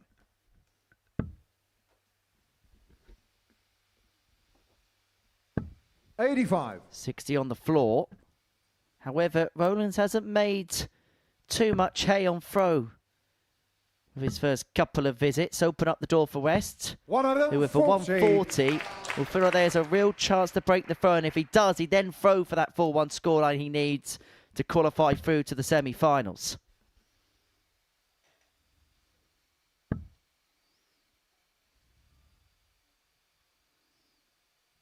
Averaging now 60. Best part of 103.5 is Westy. Yeah, and Richard 95 plus. 100. Good last start there from West. Just leave himself 141 after 9. We've already seen 5 Tub Plus checkouts this evening. Steve West of a 6th. We'll put him 96. on the hill in terms of qualification to give him one chance of getting the job done. However, Rollins finds himself on 160 if it doesn't go. But double 12 for 141. 129. It would have been another pivotal checkout at a pivotal time. No, just pulls it into the 12, doesn't he? But opportunity opens up for Rollins. It can't be done this time, so West will return for double 6. 96. Supercar 12. Straight down the centre.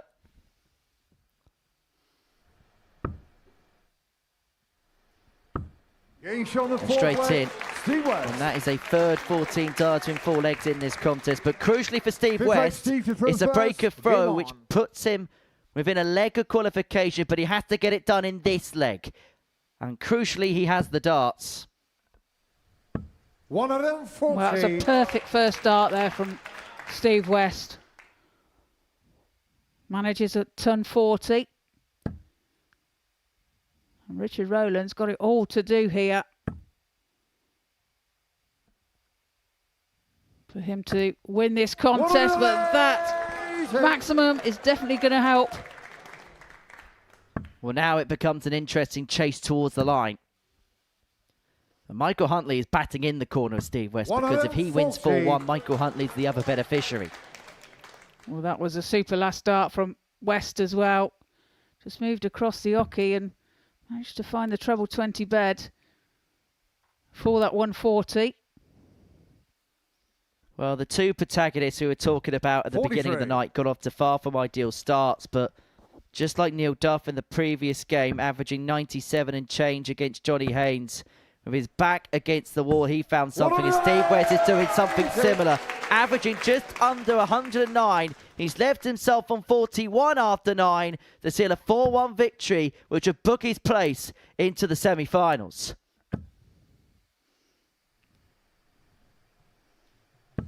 That's a good effort there from 41. Rollins. But now West for 41 for the match. And he can't find the target. So opportunity then for Rollins to save the match here. Needs a treble 20 first. Finds it. Treble 19. Finds it. Double 18. Oh. 135. Steve West's heart would have been in his mouth for a second. He probably thought it's something that just simply would happen to him. But he has 3 in his hand, a double top to book his place in the semi-finals. Is that Rollins' parting shot? Yes, it is, because Steve West has found the 4-1 scoreline he needed to book his passage into the semi-finals, and consequently, it sends Richard Rollins packing. Michael Huntley will join Steve West in the final 4, and the Group A curse continues. Nobody can crack the code of winning on Wednesday and converting it into Saturday night success. But Steve West, with an average of 102.74, is into the semi-finals.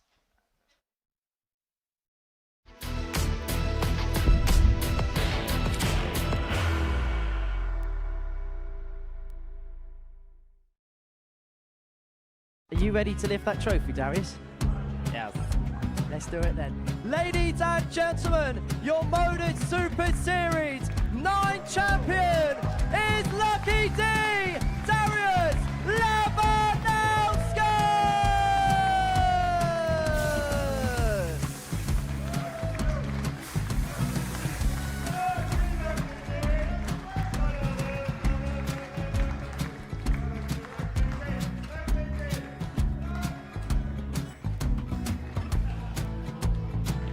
Well, what a wonderful night of darts we have seen, and we are ready. Our champion is ready, and it's trophy time. So receive the trophy. £25,000. The new Modus Super Series champion, the Terminator, Marvin Van Velzen.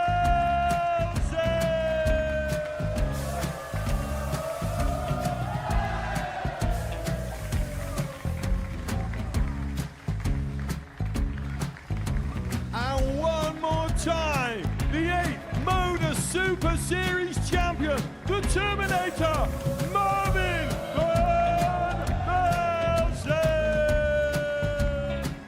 And the new Modus Super Series champion is Andreas Dirty Harrison.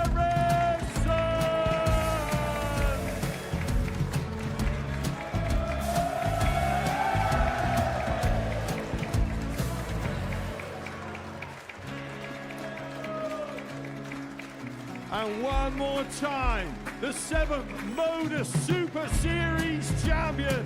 Give it up for Andreas Dirty Harrison. The moment we've all been waiting for. Would you please show your appreciation for your Series 6 Modus Super Series champion, Scott Taylor.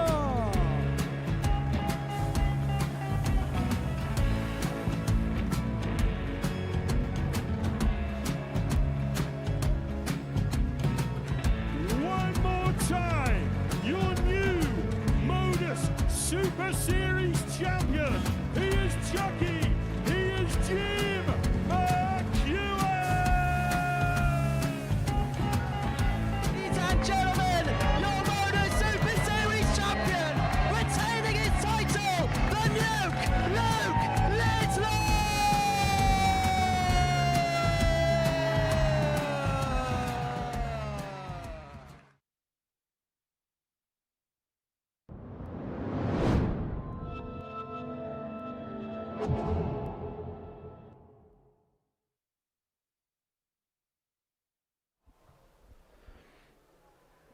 Welcome back. Here we go then in the Senior Showdown second group of the night. I mean, there was a possibility of a 9-dart shootout in the first group, but that was put paid to when Steve West got the margin of victory needed against Richard Rollins, meaning he goes through with Michael Huntley from that group. In Group 2, that possibility of a 9-dart shootout between 3 players is still on. Simon Whitlock back on the stage, taking on Johnny Haynes. Whitlock got off to a good start with a 4-1 win. Haynes was beaten 4-1 in his first match of the night. So Haynes needs a big win here. In fact, he needs a 4-0 win to secure qualification at the end of this match. If he wins 4-1, then he and Simon Whitlock and Neil Duff all return to the stage for a 9-dart shootout.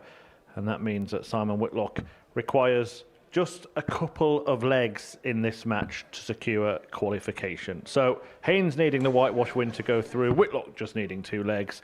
And if it's 4-1 to Johnny Haynes, then it's a 3-way 9-dart shootout. Guiding you through this one, it's Paul Nicholson and Trina Gulliver. From one situation where we could have had 2 9-dart shootouts, we might get none at all. However, 60. As the graphic mentioned, if Whitlock only gets 1 leg in this best-of-7 contest, we are going to get a return to the stage for Neil Duff in that shootout. But now, it's time to find out if Johnny Haynes can do Steve 63. West +1. He's got to win 4-0. Yeah, indeed. And that bounce out that he's just had is not going to help his cause. 57. A lot of people thought that Johnny Haynes was going to win tonight because of the form he's been in recently. And I can completely understand that. But I'm sure Johnny was a little bit shell-shocked by some of the finishing of Neil Duff a couple of games ago. It was glorious. It was indeed, wasn't it? He had the 120 and the 116 checkout against him. 97.86 average there for Duff as well. 100. Taking that match against Johnny Haynes, 4 legs to 1. Well, something's just happened in the previous game that we haven't had all week, and that's somebody losing with 100 average. 180. And 180s are usually a good sign. Haynes needs to hit this. It can't go this time. So Whitlock back for 41 to break the throw of Haynes here. This is to guarantee at least a shootout. Doubles have been very good. 33. Well, maybe he just needed a little bit more meat on that bone to take it out, because his speciality tonight has been ton plus checkouts. But now Haynes for double 18. Johnny Haynes. And he hits it, saves the break, holds onto his throat, 17 dart leg. 59. That last game was very dramatic as to whether Steve West knew what he needed to do. I'm going to hazard a guess as to a very bold yes, because of his experience on Saturday nights. Yeah, I think he'd have known exactly what he needed to do, and boy, did he do it. 59. And it also proves that if you're in the situation that Rollins was in at 4-2 in your first game, you are not safe. 96. This is a group situation with 2 games, not just 1 and a bit. You have to do it to get to the semi-finals. If you are 1 leg short, 61. That's all it takes to put you in the Super Series bin for the night. Yeah, leg difference plays a massive part on finals night, doesn't it? As it can through the week as well. Some support there for Simon. Plenty of it, wherever he goes. He's got a massive following in 39. Germany. There's even a group of people who call themselves the 3 Whitlocks. They used to go to every World Cup dressed as Simon. 134. He's the most popular player in Australia, obviously. And he has a massive following here in Northern Europe as well. That's one of the reasons why, because you can do that. Brilliant darts to pressurise this 74 for Haynes. It's double 16. A And now double 8. 66. He's just on the inside, so opportunity for Whitlock here to hold his throat. Oh, this is big. 16, is it? For double 18. 94. He went that way because he wanted an open target. Well, Haynes leaves himself 8 here, and double 4 is his favourite double. And he does find it. Finds it with his second dart. Breaks the throw. Simon Whitlock and moves 2 legs clear. So at the start of this game, Trina, we said that Simon needs 2 legs to qualify. That seemed plausible. 125. What does it feel like now? It feels a little less plausible? Well, it's a great start, isn't it, from Johnny Haynes, and he's making it difficult for Simon. 42. So you'd say it's fading a little bit, but in all fairness to Johnny, 60. He's worked hard to get himself this 2-0 lead. One thing I will say is that if Haynes wins this leg, 59. I think Whitlock would take 4-1. He'd take a shootout.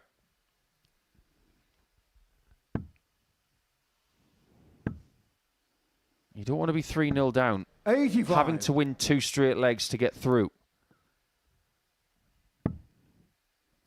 Well, he needs to find, I was going to say he needs to find a max here. 100. Can only find a ton. Do you know what people tend to forget as well, Trina? What's that? Simon Whitlock is one of the most experienced dart players in the world. He is. He's been around for donkey's years. But of the 6 players here tonight, 81. he's the least experienced here. Yeah, on this stage. He's indeed. 115. But that is great darts from Whitlock. But it's not enough. Haynes has got the Whitlock shot, but a different way. Yeah, that was Whitlock. He'd have gone through 3 balls there. But Haynes leaves himself 16. When he returns, there's nothing that Whitlock can do about it. 43. Johnny O'Connor, The Wizard 16. is on very thin ice right now.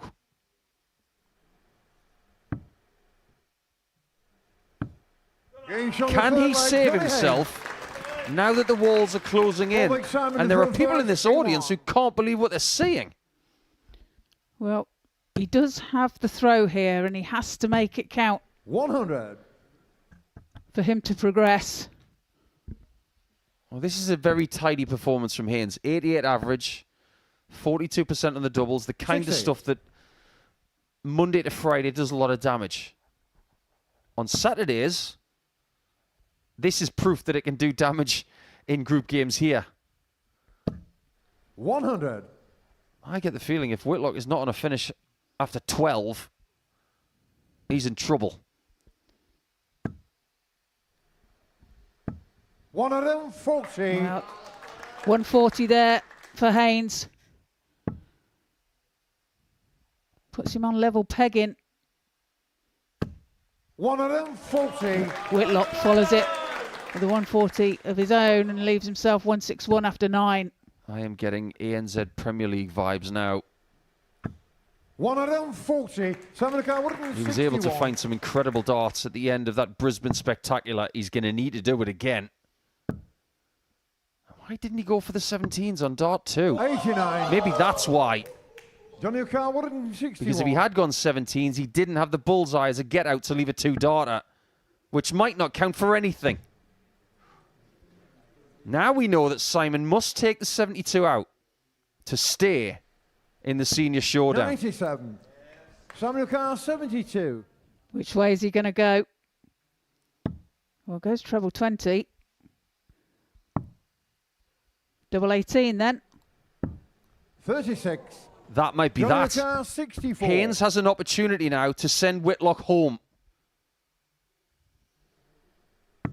And to keep himself in it. From the depths of despair. 24. He's missed a dart for glory. And now Whitlock gets a second crack at double 18. Now things are really interesting. Simon Whitlock.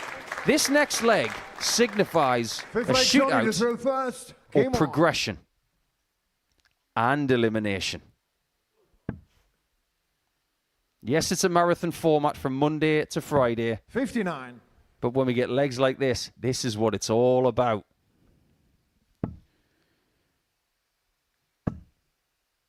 Haynes wins the leg. 60.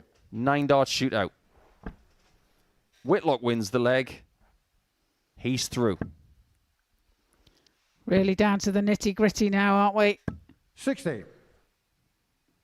And this is where neither player can afford a mistake. 125. Any opportunity that they're given or create themselves, they have to take it. It's as simple as that. 59. Advantage Whitlock. He was up against it at the start of this leg. He's been given a big opportunity now. 2 treble visits back to back.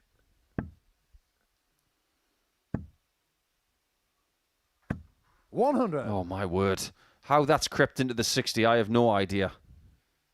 It's right in the corner, wasn't it? But this is great pressure. 138. From Whitlock. With himself 44 after 12. And Haynes having to put the pressure on here. 137. The only person who's not feeling pressure right now is Neil Duff. If Whitlock hits this, he's in the semis. Game shown at fifth Johnny leg. Haynes is gone and Whitlock survives. He could have been eliminated Game on. if Johnny Haynes had hit tops in the previous leg, but that is that for the ADC Global finalist. That's a bit of a mop of the brow for Team Whitlock, isn't it? Isn't it just? It looked like he was going out there, didn't it? But he's managed to scrape through. 96. And now could be looking at a 4-3 win here if he holds his throat. We knew this group was 59. going to be dramatic anyway because of the stacked nature of it. Haynes in form, Whitlock in form, Duff doing what he does.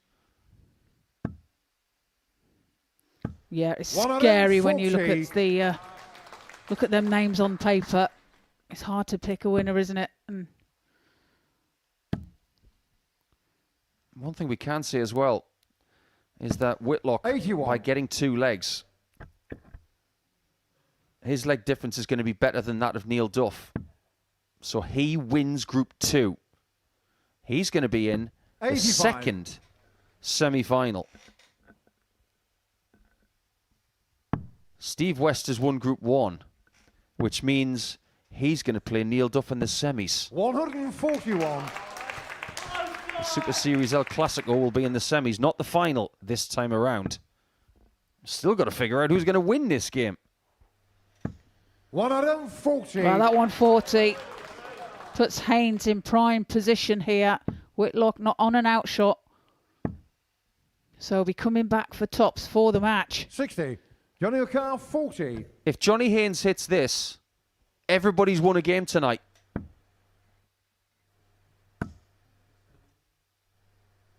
Game But it shown does on mean Johnny Haynes. that Johnny Haynes is going home by virtue of missing that dart at tops to send Simon home. He wasn't able to find it.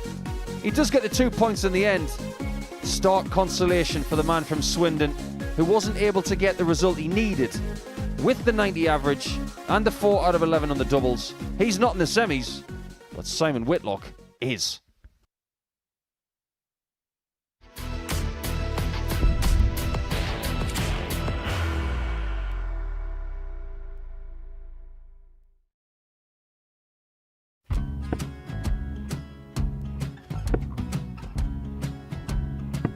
$54. Charlie McGuire, 164.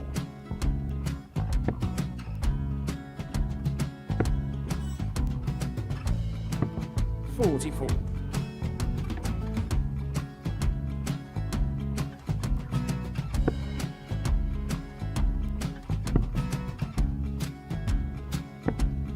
32. Charlie require 120.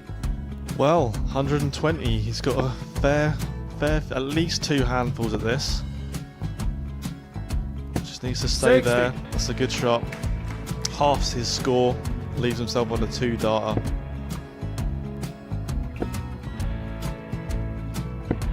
$26. Charlie Time on his require side 60. to become back-to-back singles champion.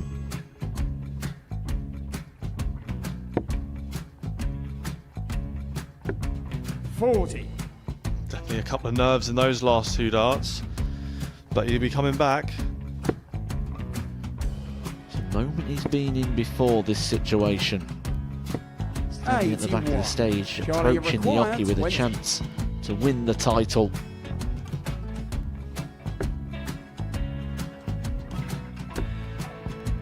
He did this to win the first title, if you remember. 11. I think he's gone.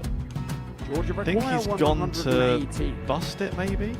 The first title he won, he wanted 20. He went 6-7-7 to win it. He had a chance to replicate it again. Yeah, I get the feeling that was for a bust. And 39. on that situation there, George Scaife wasn't even able to take it out going to the 18s on that switch. Yeah, I think he just panicked a bit, but he's done well to get that big one. Sometimes can be the hardest part. Georgia requires This is it. 79. It's got to be 19s. It's got to be 19s for this shot. Big 20 and a double. He's got the first one. He's going to get a match dart here.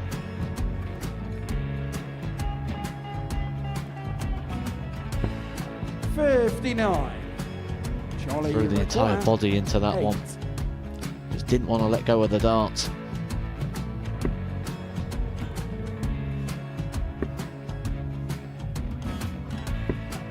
No score. He's given George a chance. Georgia require 20. I think George has been quite good on double 10 today. So many opportunities for Charlie Murphy. Couldn't get the job done. The match! And the Red Dragon George Modus Scaife. Super Series Influencers Champion, George Scaife!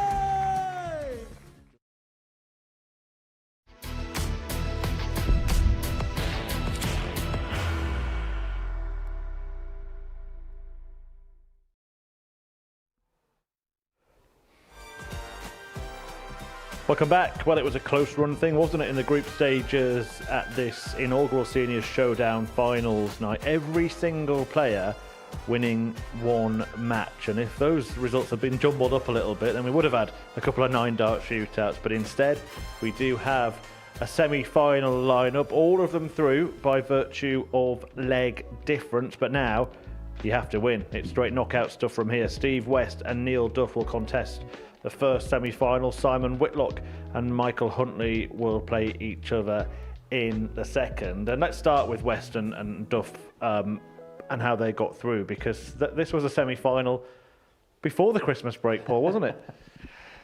We can't get enough of this fixture. It's as simple as that. I'm still trying to figure out how Steve West was able to get through. He played poorly in his first game. There's no bones about that. But the way he was able to start his second game against Richard Rollins in full knowledge of what he had to do, that shows that it's in there. And best performance of the week at just the right time. Yeah, and they both speak about having bragging rights here about who can be the player that wins the most matches. So this is a really nice rivalry that's going to be reignited here.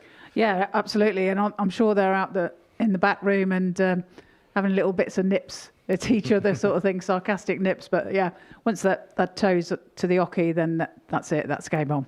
Talk about Neil Duff's route through to the semi-finals tonight. Because is it like this for every player that they're going to feel, well, I haven't played brilliantly yet. I've had my moments, but it's time to turn it on now. You look at the tables, and top compared to bottom, 2 legs in both groups. That's the kind of night we had. If you're tuning into Pluto TV tonight for the first time watching this and you think this is a normal thing, it's not. This does not happen every Saturday. This is as tight as it gets without shootouts. But I think you've got to give Neil a lot of credit. He was hit hard in his first game with Whitlock. That was a great game. He came out on the wrong side of it, but when he came back, my word, he came out with a bang. And boy, did he need to. So the same qualities that we saw from West, we saw it from Neil as well. Yeah, he did have that warning shot with the 146 in his match against Simon, but then against Haynes, as he's expected, their 120 checkout we just saw. He's going to need that kind of stuff against Steve West, isn't he? Yeah, absolutely. You know, it's gonna be a tough game, especially if Steve plays like he did in his last match. So yeah, it's going to be intense. I think it's going to be fiery, or it could be edgy. They might want it too much. What about your old skipper then, Simon Whitlock? Because he got most of the job done in the first match, this victory against Neil Duff. But, I mean, he would have been panicking a little bit, wouldn't he, in the second one? You play this well in your first game and you get a result against someone like Neil, you think this is going to be my night. This is living proof that even after you win your first game, you're not safe. Ask Richard Rollins right now. He won 4-2 in his first game and he's going home right now. Whitlock wins a great game. But when he comes back, all of a sudden he's 3-0 down to Johnny Haynes and you think, well, hang on a minute. He could be going back to Waterlooville in about 5 minutes' time. Start the car. He's fortunate that Haynes did not hit that double top, because if he did, Whitlock wouldn't be in the semis. But he did well in the end to get the 2 legs, courtesy of that miss from Johnny.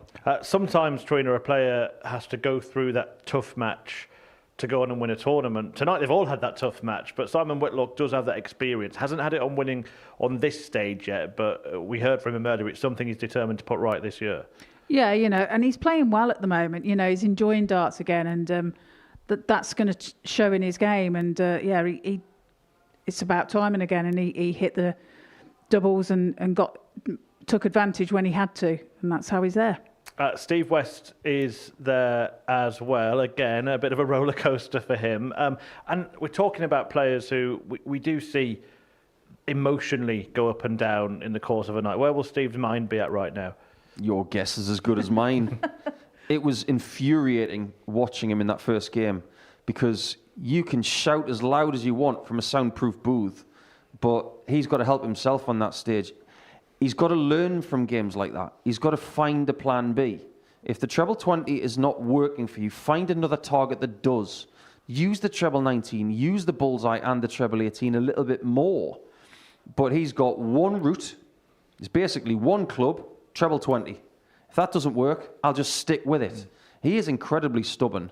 But the thing is, when he gets it right, he shows you in the next game that when it clicks, it's brilliant.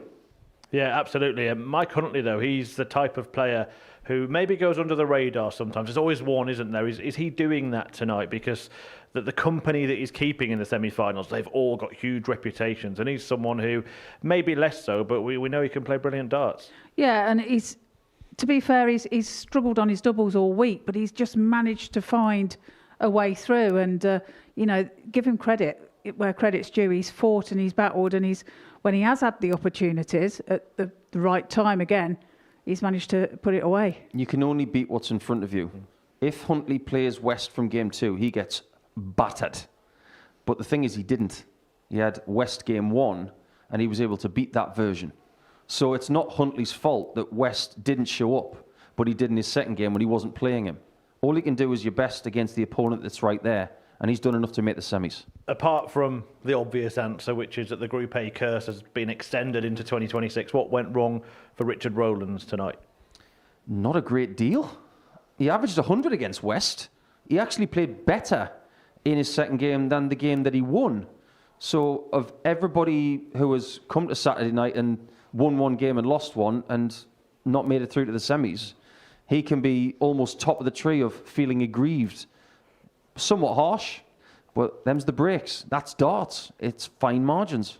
Just sometimes the luck is not with you, I suppose, Trina. No, you know, you do need an element of luck. Of course you do. And when it's not there, it's frustrating. And but yeah, it's just one of them things, like Nico said, that's darts. Yeah, and a different feeling for Johnny Haynes from the one that he was having here, well, less than a week ago, last Sunday. Yeah, you got to feel for Johnny. He's had an incredibly eventful week, like you mentioned. But he has missed chances. He's been missing chances the last couple of days, but he hasn't been punished for them. He's still playing some great stuff, but on a night like tonight where the margins are so tight, he did have an opportunity at his favourite double. And when he goes to bed tonight, if he's showing any signs of bothered at all, because he's a very laissez-faire kind of guy, I think he'll think, well, I had my chance, I missed it. It's my fault. And that is darts as well. If you get a chance, great. If you don't take it, you could be out. Yeah, it's not been a bad week's work for Johnny Haynes. More than £20,000 in the bank account at the end of it. Right, let's just remind you then of the semi-final lineup for this evening. And it is going to be Steve West versus Neil Duff before Simon Whitlock takes on Mike Huntley. Trina, have you seen anything from any player that just gives them the edge tonight in terms of who you think is most likely to win? I think it's still wide open. You know, I mean, Neil Duff had some great finishes and everything. So did Whitlock. And Steve bought his game, the game that we know he can play, in his last game. So I think it's wide open, really. Is there an outstanding candidate in your mind? There is in the second semi-final. I think Whitlock will get that victory. I think he's more likely to put out on a display in front of this audience now that it's knockout darts. As for the first one, haven't got a clue. Well, let's find out, shall we? The first semi-final is about to get underway, and it's that familiar meeting here at the Super Series stage. Steve West takes on Neil Duff. Double top to book his place in the semi-finals. Is that Rollins' parting shot? Yes, it is, because Steve West has found the 4-1 scoreline he needed.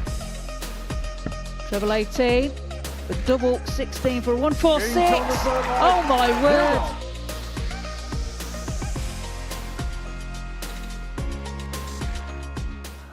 Hello and welcome. This is the senior showdown at the Modus Super Series. Coming to you from the Live Lounge, Portsmouth. We are live on Pluto TV. It's now time for our first semi-final.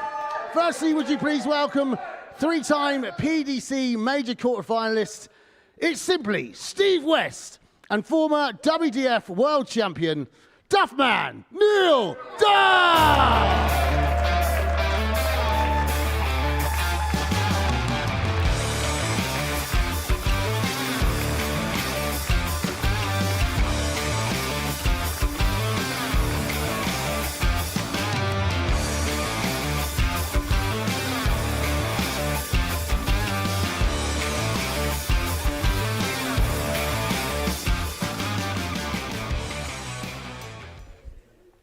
Yeah, two Super Series stalwarts on the stage. Steve West and Neil Duff both have had that winning feeling here many, many times. Both have won specials weeks. In fact, Steve West won the last specials week and indeed the last week of 2025 here at the Modus Super Series. Can he win the first of 2026? Well, he's a couple of steps away here. A semi-final showdown with his old foe, Neil Duff, is about to take place.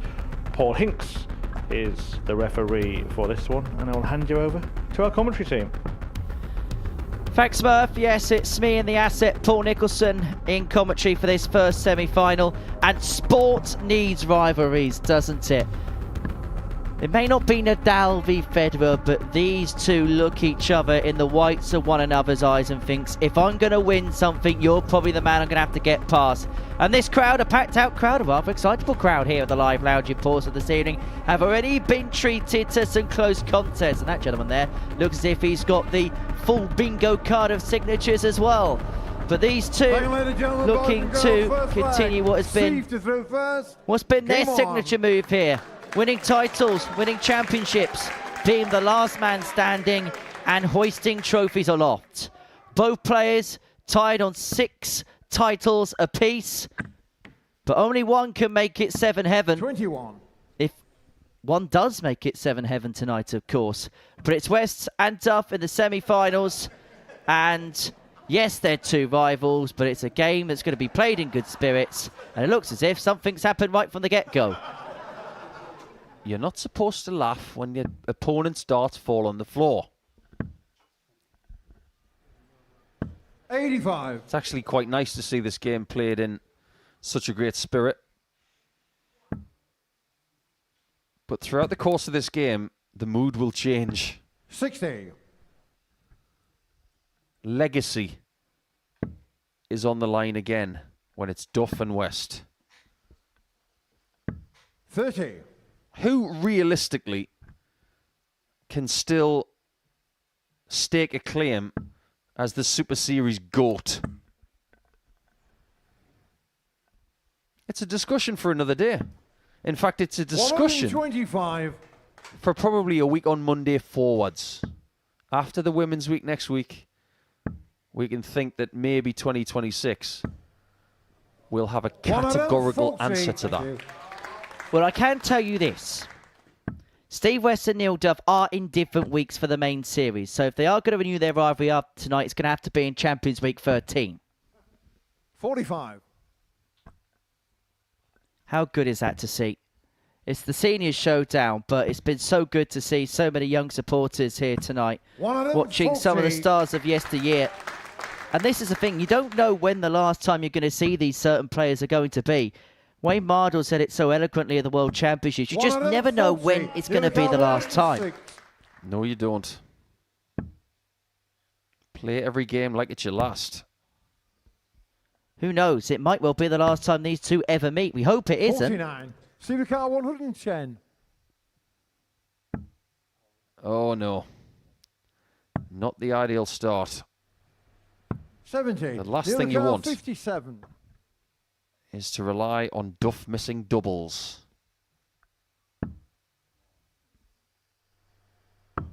47. It's happened, though. Steve Car 40. West, Route 1, tops. Well, that's a sightener. And now he's chasing double 10. 20. An edgy start to this encounter. A little bit like their meeting on Thursday.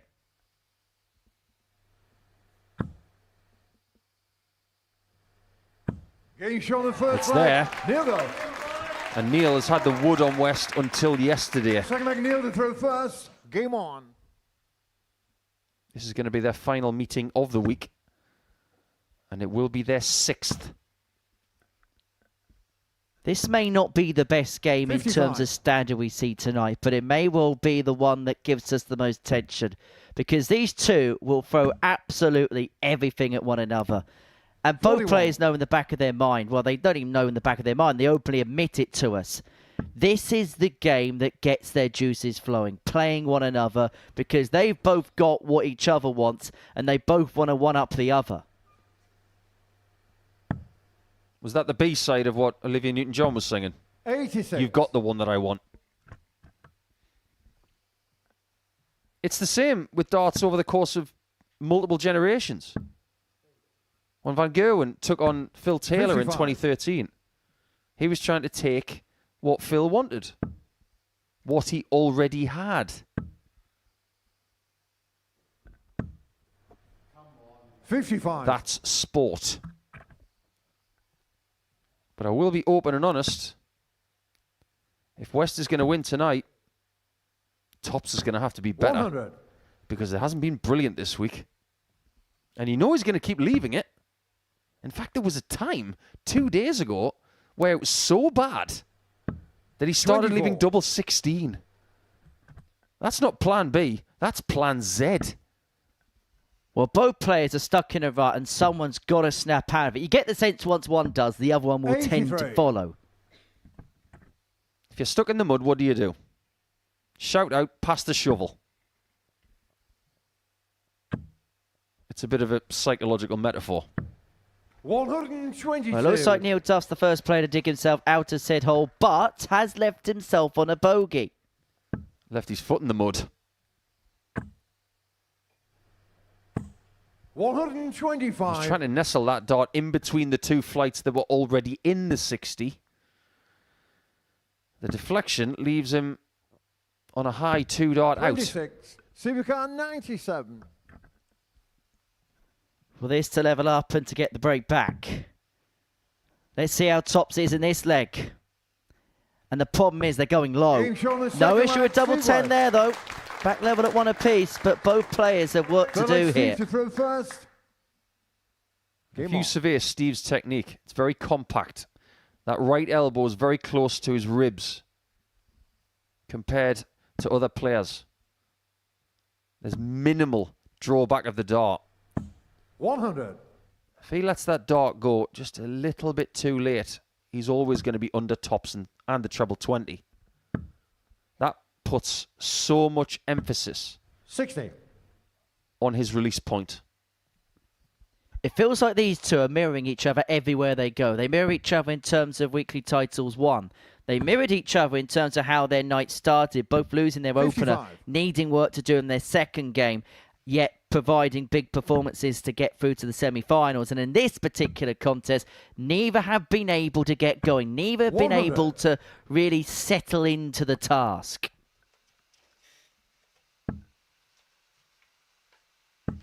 It's almost as if they're shadow boxing right now. 100.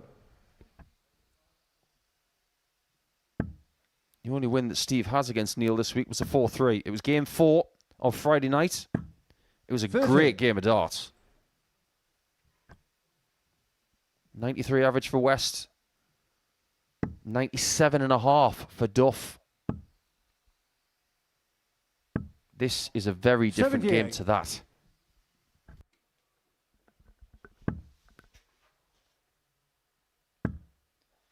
Well, West has left himself 168, but that's academic because Duff himself can't leave himself in finishing range.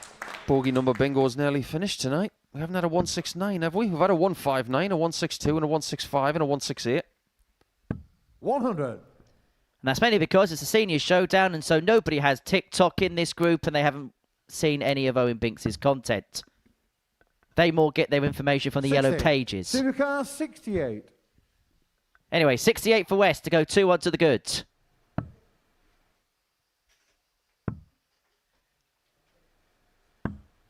This time it works, and when it works, it's right in the middle. Well, you could hear it before you see it go into the target. He's really trying to G himself up, and all of a sudden he's halfway towards victory. These two met in the semi-finals at Double Trouble 4 just before Christmas. West won out and he won the night. And he is hoping he's halfway towards history perhaps 41. repeating itself. You've heard it from these players in interviews throughout the course of the week. This is the cornerstone of what 43. they do now. Because they are Super Series greats, they want to come back and improve their legacy by winning more. 36. If Neil Duff was playing in this game the way he was in his previous match against Johnny Haynes, he'd be in the distance. But he's not. 66. So he isn't. Well, this is a semi-final being played to the standard of a preliminary round match right now. Neither player able to get into the swing of things. And Neil Duff so far tonight has been a little bit of a tungsten yo-yo, where he started off slowly, then he had that big 78. burst to beat Johnny Haynes 4-1, and then he's residualised back to the mean in this match.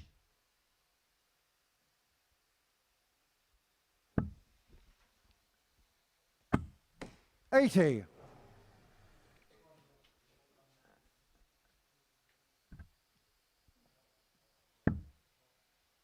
Steve's left 3-1-2, which is one of those numbers where you can somewhat creatively leave a finish if you go bull first. But he won't. 81. And you can't leave a finish from 3-4-6. But you can from 2-6-5. 55. These guys should know that you should leave respect on the floor. Never take it up on the stage.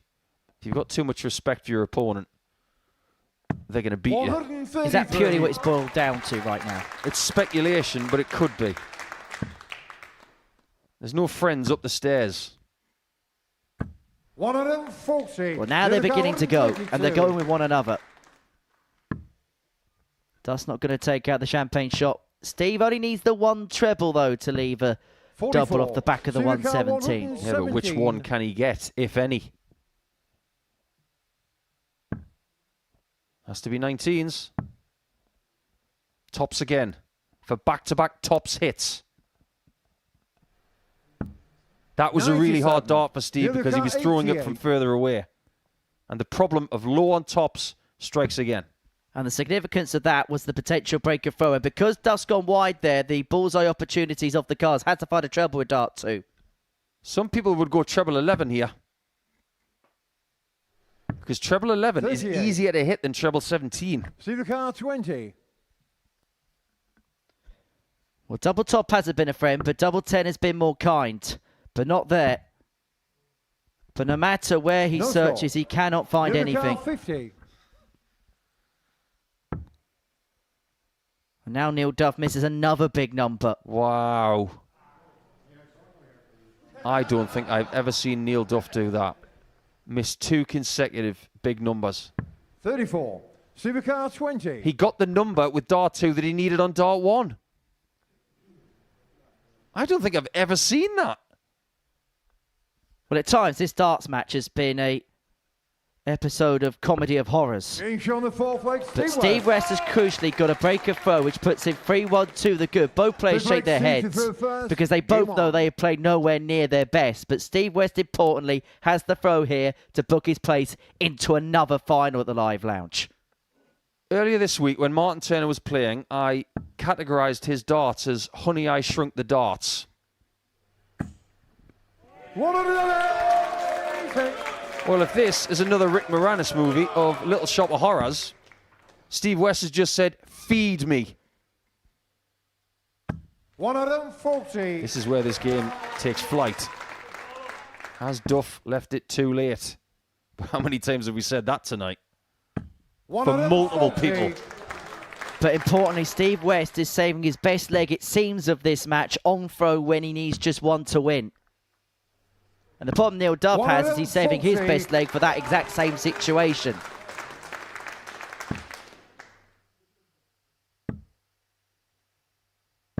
$45. That's an opening.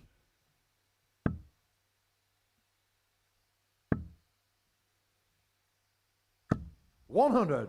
See the car 136. He's at 2 1-2-1s against West this week. Does he even get a look at it? Maybe not. 128. The other car 121. The dart for the final missed. 3 times the charm on 1-2-1. Not to be. 57. See the It's car not 8. tops this time for West. But it is something in the top half of the board.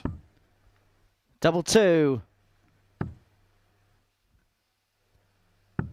Steve West is into yet another Super Series final, and he's a game away from 7th heaven here at the Live Lounge. It was a scrappy, cagey semi-final against his old nemesis and good friend Neil Duff, but it is Steve West who prevails by 4 legs to 1. He'll be the first to admit he's going to have to play a lot better in the final, whoever he faces, and we'll find out who he's going to face next as Simon Whitlock takes on Michael Huntley.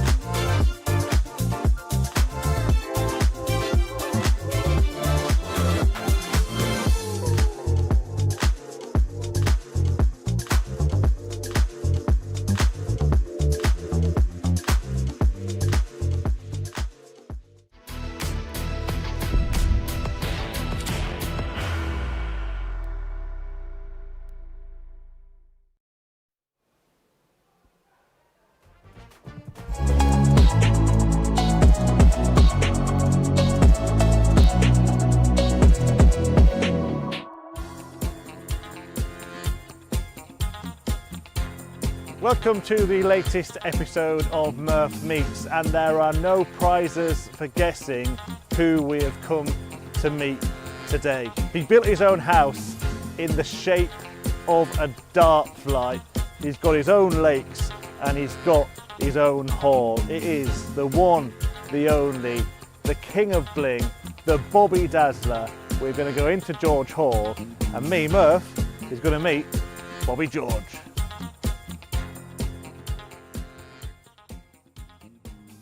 We want the best players in the area. The next Wednesday, they're the Super League playoffs. I won it. That razzmatazz, the gold. You're not wearing any gold today, by the way. No, well, I'm Robert Jules today. Okay. Christopher. I think I'm Superman. I said, well, I don't know, I walk around with a cloak on. And we come up with the thing, having some music. It was Eric Bristow, Bobby George. Eric Bristow, Bobby. Let's clear this up properly. Did you get to a World Championship final with a broken back?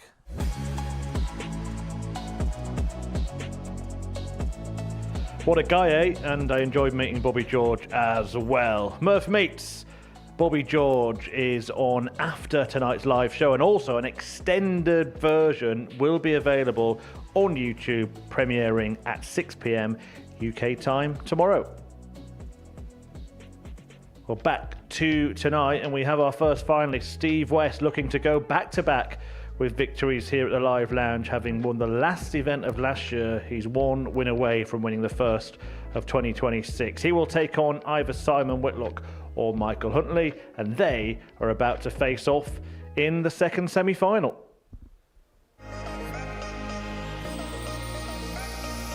$156, and here's another one of them. And now double 18 for a 156. Check out. Oh, a shot there from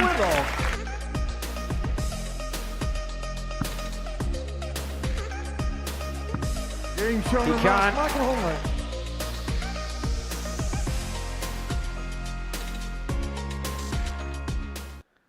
Welcome back to the Senior Showdown in the Modus Super Series. Coming to you from the Live Lounge, Portsmouth. We are live on Pluto TV. It's now time for our second semi-final. Firstly, would you please welcome a former European and World Cup champion. It's the Wizard, Simon Whitlock. And England Open quarter-finalist, babyface, Michael Huntley.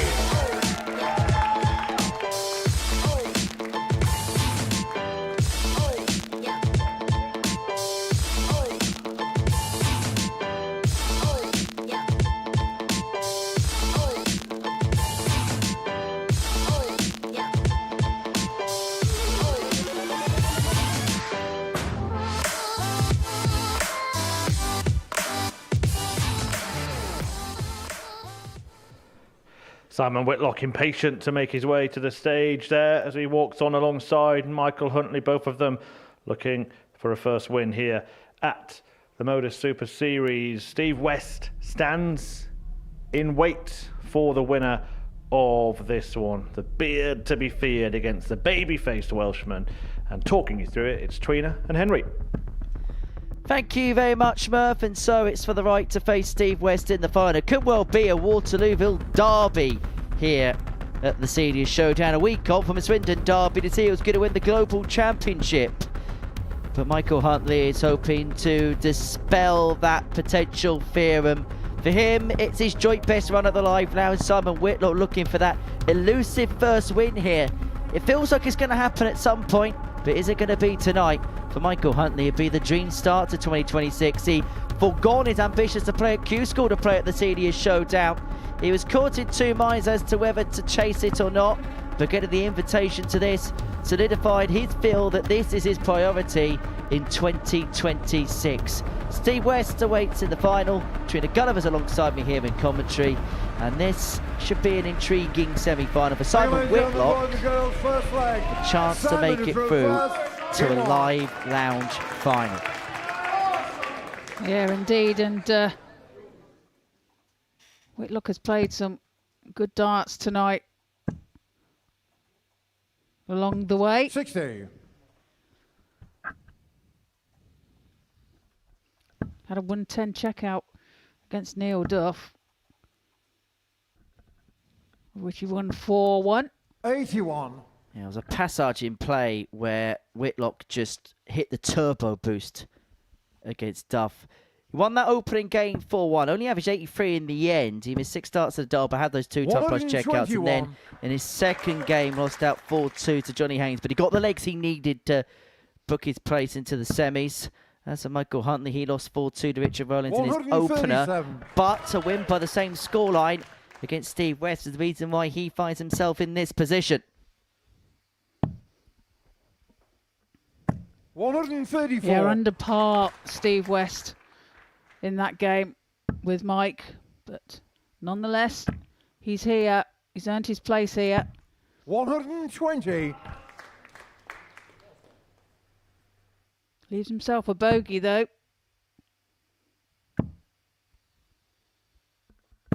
100.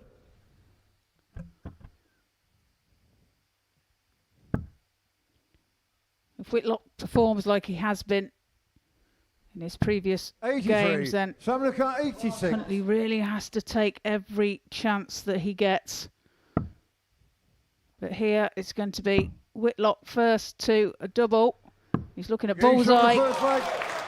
Pins out the 86 to take the first leg of the match. Second leg, Michael through first. Game on. Well, when he's playing well, those finishes just look so likely, and he is playing well at this present moment in time, Simon Whitlock.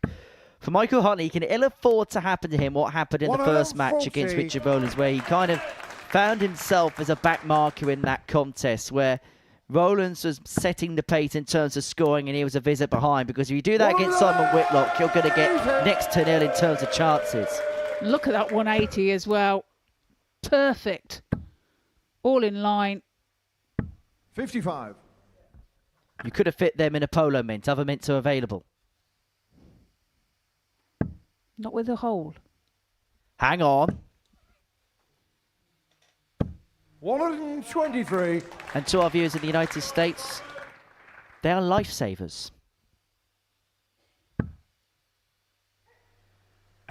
100. Well, 6 starts from here to double the lead to 2-0, and it does feel like Simon Whitlock has a vice-like grip even at this early stage of the contest. And 100. this is what can happen with a best-of-7 game. It's a very quick start for a player. You can see yourself at a point where you're halfway towards victory next to no time at all, and that's what Whitlock could do in the space of 3 minutes. 55. Yeah, on 98 after 9, and now looking double 19, and he pins it. 2 from 2 for Simon Whitlock, averaging 115.62. Huntley 96.37. A 15 followed by 11, and Simon Whitlock here is in the mood. He's in the groove. This could be over very quickly if Simon carries on like this. And to be perfectly honest to Michael, there's nothing he can do about this barrage. 43. Whitlock really hammering his way through, isn't he? And he throws his darts very hard as well. 99. Which makes it look even more so aggressive, doesn't it? Everything he does is just so synonymous, 41. isn't it? When you think about some of the most iconic players to have ever played this game, Simon Whitlock is on that list. Of that, there is no doubt.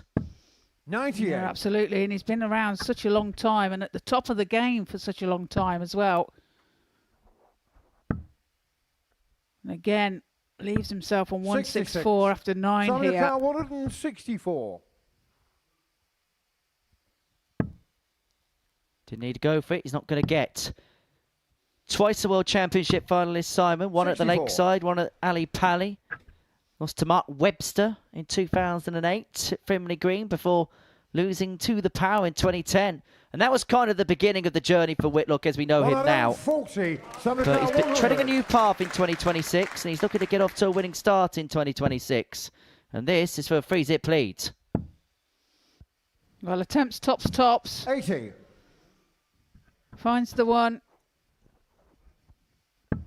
We'll be back for double 10. 100. Huntley finds a Summertime ton. 20. But now it's double 10 for Whitlock for a 3-0 lead. And he's pitched it high into the 6 bed. Game shot But the pins third the leg. double Simon 7 Whitlock. to take that 3-0 lead with a 17 darter. Well, this is ruthless and destructive in equal measure from Simon Whitlock. Averaging just a 85. shade under 105. 3 from 4 in terms of his finishing. And that first dart's perfect. Absolutely begging for more, 81. but there's no more. You were lining that one up there, Henry, weren't you? Ernest? Didn't quite work out for you.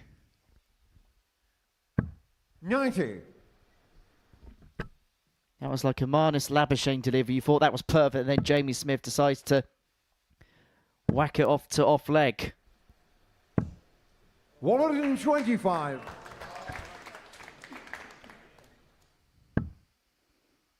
Well, Michael Huntley has really got to find something special here. 45. And unfortunately, it's not happening for him. Whitlock really not giving him 100. any chance to breathe here at all. To a certain extent, Michael Huntley is being taught a darting lesson by Simon Whitlock here. He's had his foot on the throat of his opponent from the 140. first dart, and he is not taking it off the lever. Well, he has managed to leave himself a finish here of 141. But look at this setup play from Whitlock. It's absolutely 171. astonishing. Michael got 141. Well, Michael Huntley hasn't had a dart at a double in this contest, and if he doesn't take out this 141, he probably isn't going to get one at all. Well, this would be some act of darting of defiance. If he could find double 12. 129.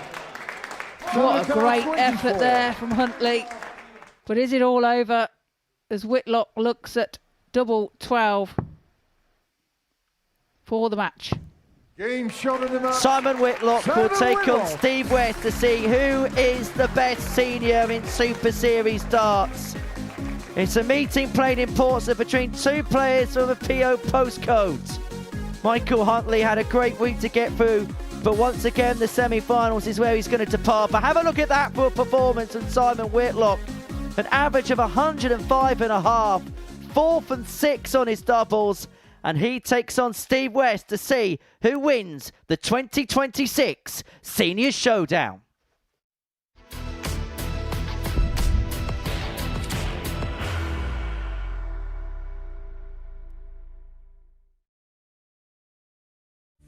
You will be disappointed with that. He wanted to have Graham one dart. requires 20.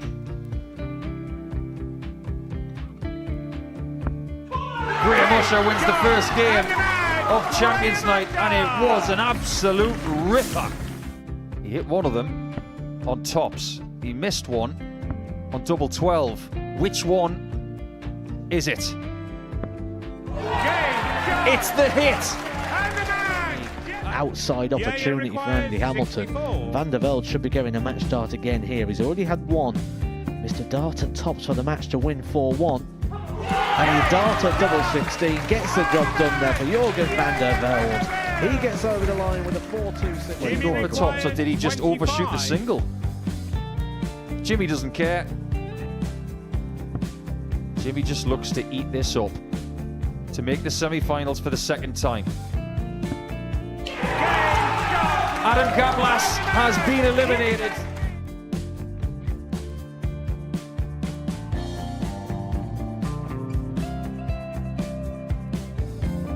Keep us guessing. This time he's trying to leave double 18. He knows best, and he takes the lead. He is 2 darts away Jeff requires 86. from a Super Series final. He's 1 dart away. He doesn't need any more darts. Jeff Smith makes the Series 11 final.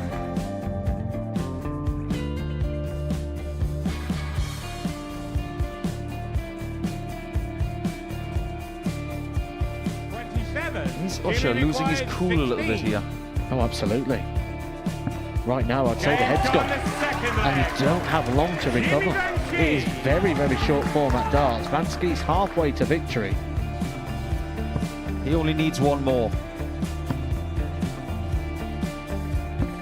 Jimmy Vansky is yet again into a Modus Super Series final.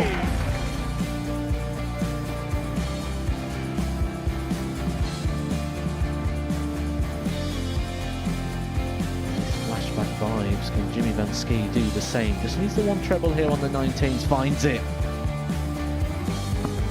For the ball. 101. Oh, unlucky. A lot of pressure on it. He kind of split it. 2 darts for double four for the match. Game. Shot. And the Modus Super Series champion, Jeff Smith.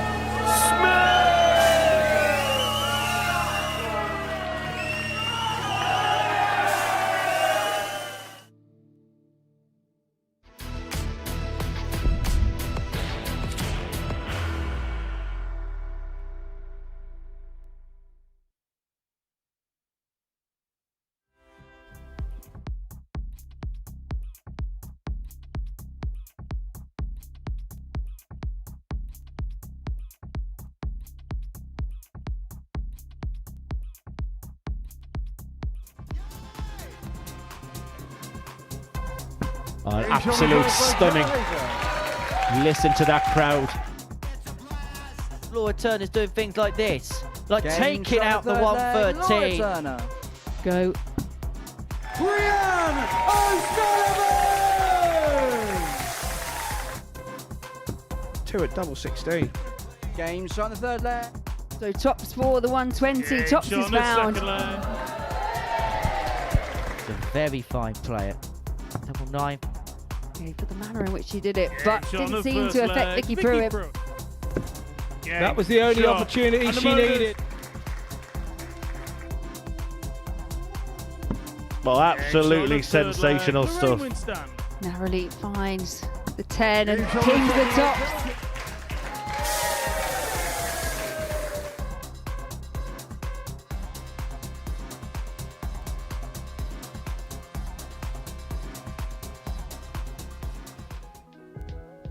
Yeah, week 2 of 50 weeks of live action from the Modus Super Series in 2026 will be our 5th Women's Week held here at the Live Lounge. And we've had 4 different champions in them so far. Lisa Ashton and Rhiannon O'Sullivan and Kirsty Vinakainen, who've all won weeks here, are all in action in Group A. Gemma Hayter, the other winner, she's going to be in Group B. And there's a debut in Group C for the Dutch player Priscilla Steenberg, and some familiar names. It looks like a very stacked lineup. Sadly, no Trina Gulliver this time, Trina, but you will be in comms for some of it. And looking at that, you might be quite happy to have this one off. Yeah, it's a great lineup, isn't it? And yeah, stacked full of talent, as you say, and nice to see Priscilla there as well, making a debut. Yeah, no Bo Greaves at the Women's Weeks, obviously, this year. She's now going to be plying her trade on the Pro Tour. Yep. But it just goes to show the strength in depth of not just darts as a whole, but the women's game. We could make up a week with another 12 players and another one at that. Yeah, I think what we've got with that week, obviously with Trina not playing, it's an opportunity for someone else to come in. And we're starting to see as well a little bit more shaking up of the women's game, with people getting better CVs before they could potentially make a debut. Priscilla making a final recently against Dieter, and then someone like Lorraine Hyde, who's been floating around the periphery for a good few years, now is a world master. So she's going to figure out something when she comes here, probably, that she's never been able to figure out, which is maybe getting a title and maybe being the 5th winner. Yeah, and 3 of the players that are playing actually played at the World Championship as well, so they're fresh from experience on the Ali Pali stage. It didn't go their way, but this will be a challenge that those three players that I mentioned, Lisa, Gemma and Fallon, will all be thinking, well, I want to be and maybe should be winning this. Yeah, they've got great opportunity, haven't they? But, you know, it is a great field and anything can happen. And but yeah, it's a great lineup and I'm really looking forward to being on the comms with it. Yeah, and you can tune in from 9:30 on Monday morning if you are wanting to watch a finals night. That will be same time, same place next week, 7:30 p.m. with the final 6. But tonight, we're down to the final 2, and it's something of a local derby. You might think I'm mad knowing that Simon Whitlock comes from the other side of the world, but he lives round the corner in Waterlooville, and round the corner from him lives a certain Steve West, and they're going to meet in the final. They'll have a decent following down here. We've had a nice audience in tonight, and they'll both kind of be on first name terms with Simon and Steve, won't they? Yeah, these games are really intriguing for the point of view that you look at the games they've had this week. Simon's won them both. What does that mean now? Nothing. Because the roller coaster they've been through over the last couple of days, and indeed tonight, does it have some sort of bearing on the final? I think maybe a little bit from tonight, but nothing from the last couple of days. I don't subscribe to darters on the day. I think if you prepare properly, you're going to have more good days than bad days. But as for today, Simon seems to be in a very good mood. Even when he was in trouble against Johnny Haynes, he was still able to figure out what he needed to figure out. And that performance from Simon just now, we can't ignore it. That was brilliant. Well, both kind of dodged a bullet in the group stages in a way, and both were dominant in their semi-finals as well. Paul said you can't ignore the performance from Simon, but what did you make of the way that Steve West kind of dismantled Neil Duff once again? Well, it was an edgy game, wasn't it? Yeah, he managed to get over the line, but his game previous to that was he had 102 average in that one, and the last game for Simon Whitlock was 105. So we have two finalists that have turned over the best averages of tonight's play. So looking forward to it. Yeah, and you mentioned Steve West. I asked you where's his head at before that semi-final. You said I haven't got a clue. Have you learned anything from the semi-final? Nope, not at all. Because it's as if you turn the page. Now, our top of the show was all about turning pages and trying to figure out the next chapter of something. What happens with Steve is very much on leg one. If it's a good leg, he can have a great match. If it's a bad leg, it could be a terrible match. You've got to be able to ride these roller coasters of matches, whether it's 4 legs, 7 legs, or even longer if you're playing somewhere else. If you get a bad start, figure it out. If you have a great start, keep it going. You just got to figure it out. If Whitlock plays the same way he did in the semis, if we don't get Vintage West, he does not get the victory. Paul was saying that maybe what's happened the last couple of nights might not count so much for this evening, but what about what happened just before Christmas when Steve West was the last person to win on this stage? Does that have a bearing for Steve? Well, he'll be going into it and thinking, you know, I've had success on this stage, so he's got to take a positive from that, surely, and it might make a difference. But Simon Whitlock's up there for the first time, or one of the few times that he's been up there, but he's looking in great form. Yeah, and isn't he the kind of player, Simon? He hasn't won on this stage yet, but isn't he the kind of player that likes to tick things off, Simon Whitlock? Oh yeah, he's getting closer as well. He has been to a Saturday before, but this is as good at it as it has been, and he's a different player now because of what's happened at the ANZ Premier League. Look at his results since. Look at his performances since. He didn't win at the Worlds, but what a game it was with Connor Scott. If he was not playing well, that game doesn't have 5 sets. As for tonight, we are starting to see him average a lot higher than the last time he was here and the time before that. So things are changing for him. You said don't ignore the semi-final performance. Talk to us a little bit about that. What was so good about it for you? Felt like we were in a time machine. Felt like we were watching Simon from 2011, 2012 again. Someone who would turn up to a Pro Tour event, put in some plus average and worry everyone.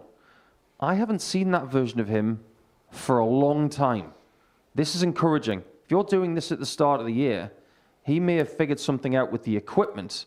And he had the darts on this table after Thursday night saying, I'm testing something with the points and the barrels. He's even using Reece Robinson flights.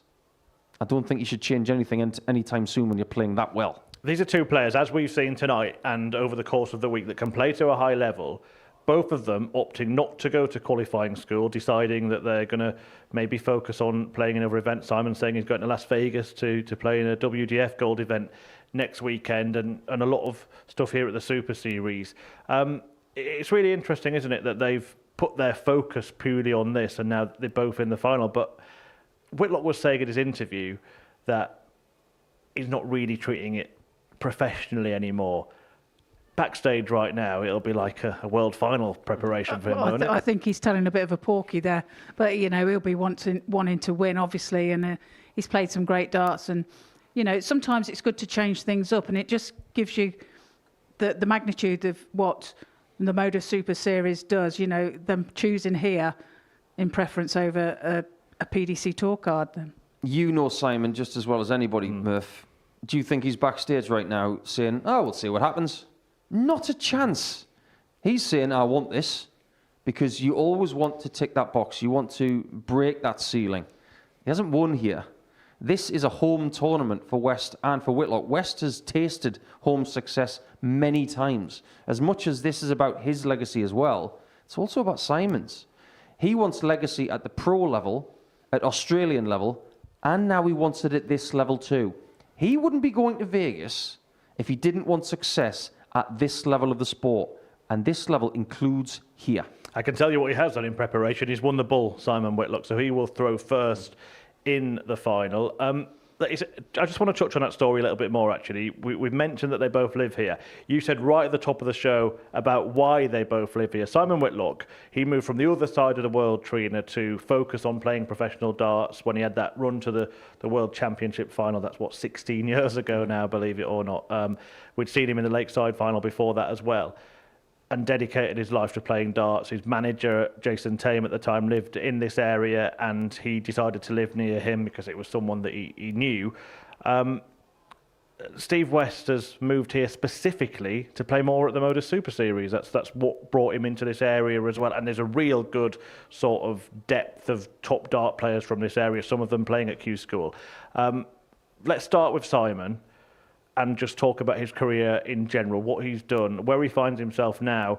But he's been an icon, hasn't he? Well, he's had an incredible career, and he's been around for a long, long time, and he's been playing at the top of his game for a long time as well.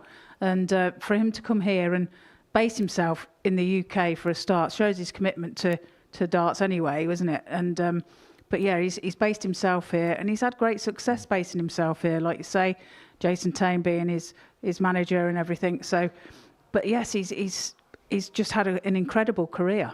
And you actually know the story both ways, don't you? Because you've moved across the world from Australia to focus on darts. You've also moved from a different part of this country to focus and base yourself in the south of the country. So for both players, finding somewhere that brings out the best in their game, is that what the thinking is? Yes, it is.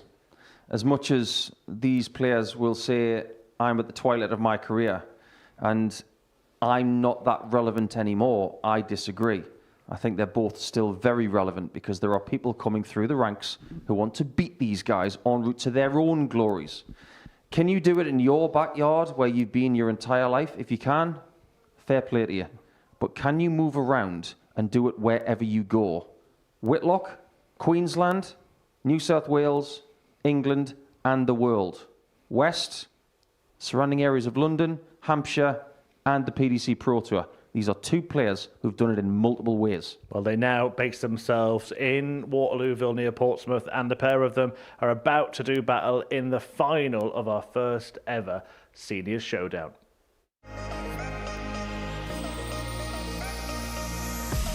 And the problem is they're going low. No issue with double 10 there though. Double 2. Steve West looks at double 12 for the match. Simon Whitlock.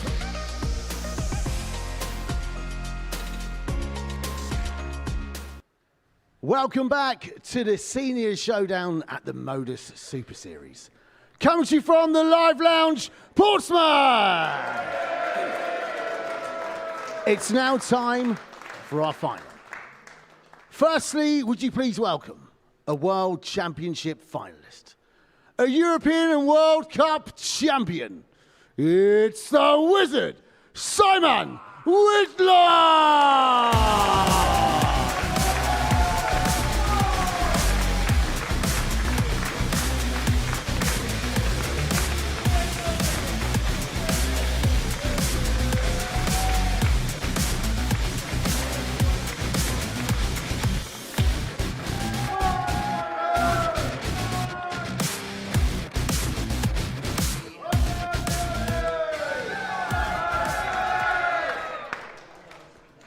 And now his opponent, a 3-time PDC major quarterfinalist, a 6-time Super Series winner.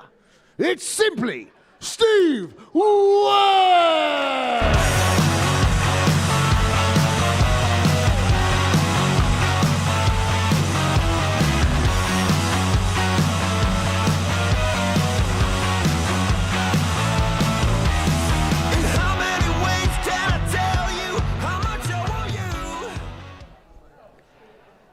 Well, what a way to kick off the Super Series action then in 2026. The first final of the year features a couple of players who live just up the road from the Live Lounge in Portsmouth. If you haven't been yet, get yourself here. Tickets available for every Saturday night throughout the year, and they are going fast as this super sport continues to rise in popularity.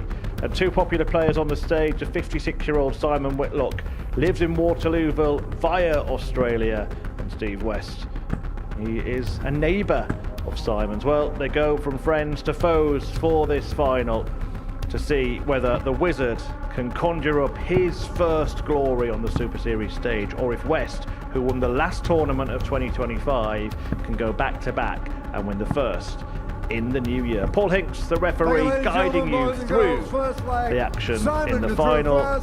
It is game on, and guiding you through it are Trina and Paul. Thanks, Murph. We don't know how many legs are left this week, but this is not going to take long, so don't go anywhere. And I'll tell you how similar these guys are. They're not just neighbours in Waterlooville, about 20 minutes from the Modus Super Series studio. 41. They've had a somewhat rocky road through the week, the two of them, but they're so similar, they've got the same initials. SW, playing 99. SW. We'll just call them Whitlock and West. This one is about legacy for West to get another 100. victory. But if Whitlock were to win, it would be his first on this stage. Well, 95. I'm sure this is going to be a great final. The utmost respect for each other. But as we said earlier, 125. Paul, as soon as that toe hits the hockey, it's game on. 133. Friendships go out the window. Simon was trying to find another 171 there on the 19s. In his semi-final, he found a worldie of a 171. 60. And he's starting this final strong. 78. He looks in good nick as he goes for a typical Simon Whitlock checkout. The backwards 78. 38. I'm surprised he didn't go 20 for double 19. He did it on Thursday. Well, he had to move across the hockey there as he pitched that first dart 65. high, and as his darts sit up, it impedes his next start. So, but now tops for Whitlock for a hold of throw, pins it with his second dart, gets the ball rolling. 1-0. First, game on. We mentioned that Whitlock is going to Las Vegas in a matter of days to play in the Las Vegas Open. 140. If he wins tonight, what chance do you give him of winning that tournament, Trina? Well, it's going to give him confidence, isn't it? And he's playing some great darts to take with him. 121. If you survey one of Simon's arms, it's very Vegas. He actually has a tattoo, which is the amalgamation 93. of a roulette wheel and a dartboard. He'll love it out there then. Oh, he loves Vegas. He's had some success there. 140. He actually played PDC darts in Vegas before and after he made the world final. And he was beating 78. big-time players then, 16 years ago. And he's continuing to do it again. This could be the resurgence of Whitlock. He's going to take some stopping. He is indeed, and puts in the first 180 of the match. Steve West cannot follow 100. with his own. 60. But now Whitlock looking at 20 for tops for a 2-0 lead. Moving across the hockey again. And now double 10. He thought that was in. Back you come. Double 10. It is. 50. Double 10 it isn't. Well, just Super on the car wire, 90. wasn't it? The inside, and 90 now for West to level the match. It's got to be 25. Well, don't hit that dart. 65. He was wary that if he hit the flight, that could have fallen on the floor. If he'd hit the bull and the 25 goes on the floor, it's not the leg to West. It could be the leg to Whitlock. He's using the angle. He has the step over. That's how he does it. Uses them two darts well. Takes the deflection and into the double 5 bed. And he leads this match by 2 legs to 0. Produces a 15 dart leg there.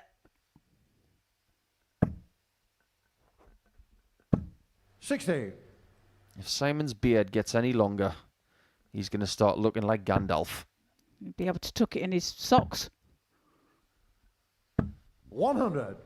Keeps playing this impressively. He'll not be Lord of the Rings. He'll be Lord of the Outer Ring, though. He just looks a little bit more likely at this point in time. West will have to find another fight back. 28.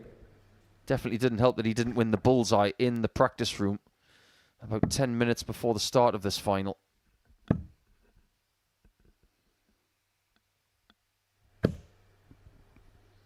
Good darts. Great darts from Whitlock. Leaves himself on 161 after 9. And that bounce out there for Steve. 77. Samuel That's happened a few times tonight. He's had 3 or 4 darts on the floor. Simon's not going for the treble 20. 81. I think maybe the treble 20's ready to tap out.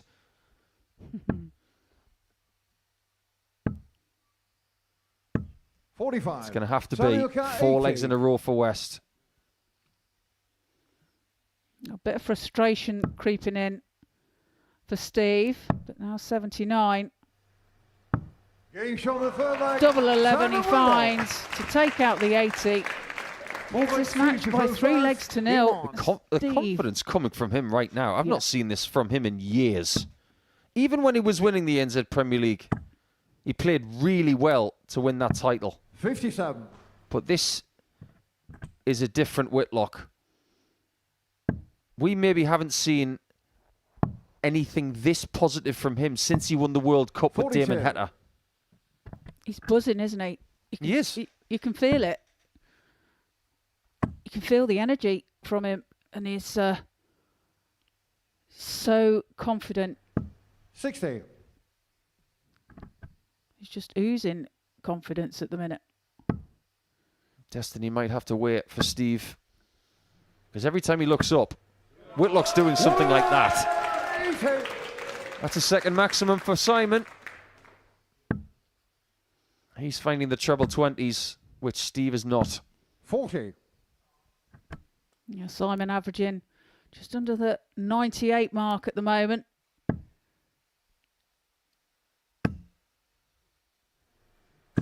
He's producing some fantastic darts.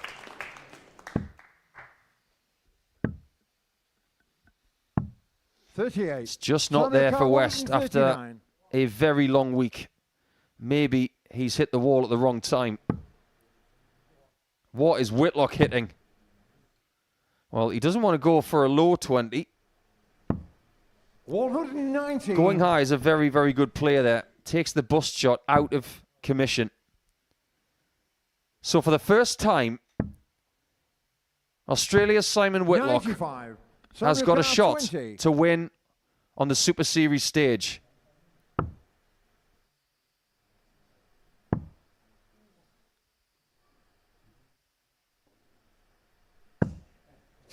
Win he doesn't yet. What can West produce here? 57. Samuel Well, Carr, 10. not as much as he would have liked. Double 5. Game. Simon Whitlock is your Senior Showdown superstar. Super Series champion, the Wizard, Simon Whitlock. The first time he wins on home soil, it is at the start of 2026, which could be a very fruitful year for the greatest Australian dart player in history. He may not be a world champion. He may not have succeeded over the last few years the way he wanted, but he is starting 2026 with passion and accuracy. 105 in the semi-finals, 95.5 in the final. He was too good for West on this occasion. The treble 20 was taking a battering, as you can see, with the 130 plus scores and the 180s. Whitlock was too good for everybody over the last couple of days.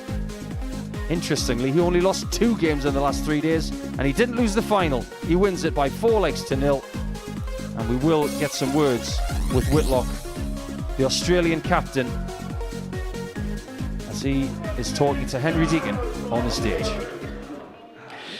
Simon Whitlock is the 2026 Senior Showdown champion here at the Live Lounge in Port. So Simon, many congratulations. As the night went on, so did the darts for you. You got better as the evening progressed. Yeah, sort of. I mean, I did survive 1 match start and could have been eliminated, but yeah, thank God for the last 2 matches. I played really well.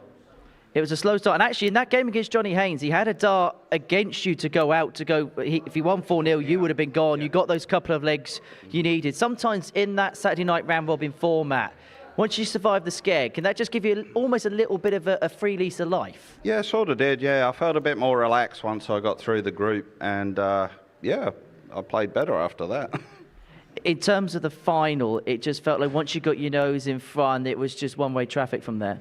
Yeah, I mean, Steve done really well, like, just to get to the final. He nearly got eliminated as well, like, early on. But, yeah, I just produced the good darts at the right time. You're getting this winning feeling back. ANZ Premier League champion. Now you've won here for the first time. What's changed over the last few months that's seen you have a little bit more success, do you think? I've probably been practicing more, like, nearly every single day, like, putting 3 hours, some nights 4, and I can't walk in the morning. It's like, you know, it's paying off now. I get the sense you've got that real zest for the game right now. Absolutely. I never lose that. Like, I always want to win. I want to play good darts. I love the game still, which is quite fortunate for my age. Like, yeah, I just want to do well. We've been speaking over the last couple of days about your plans, your ambitions, your aspirations for 2026. This is quite the springboard, isn't it? Yeah, I guess so. Yeah, like, I'm hoping I get in the Aussie Premier League again and the World Series. I'm pretty much guaranteed that. So, yeah, we'll build off everything I do so far. Right, it's about time. You actually get to win on home soil. You get to win, 20 minutes up the road. First time you get to lift that trophy, we'll let you go and do that. And to do that, your MC is Lewis Jones. Thank you very much. A brilliant final, a brilliant performance. It's now time to crown our winner. This Senior Showdown Super Series champion. It's the Wizard, Simon Whitlock!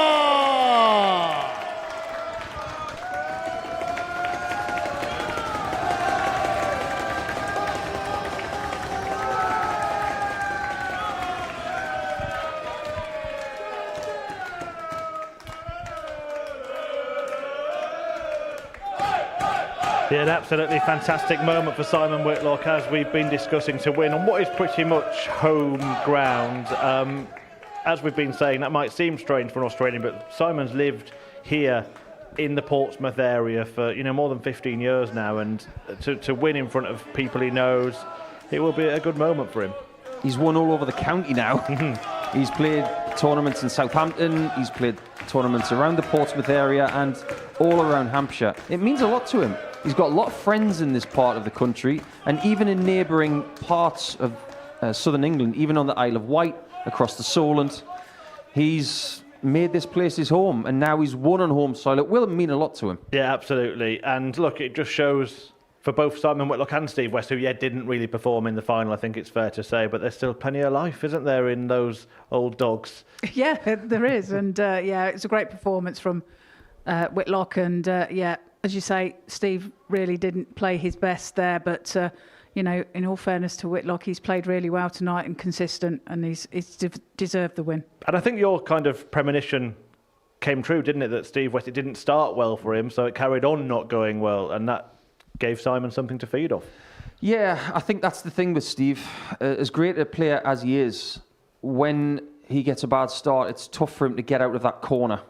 If he could battle his way through the early portions of a short format game like that a little better, he would have had a better chance in that final. But even Steve would admit that Simon was a bit strong for him the last 3 days.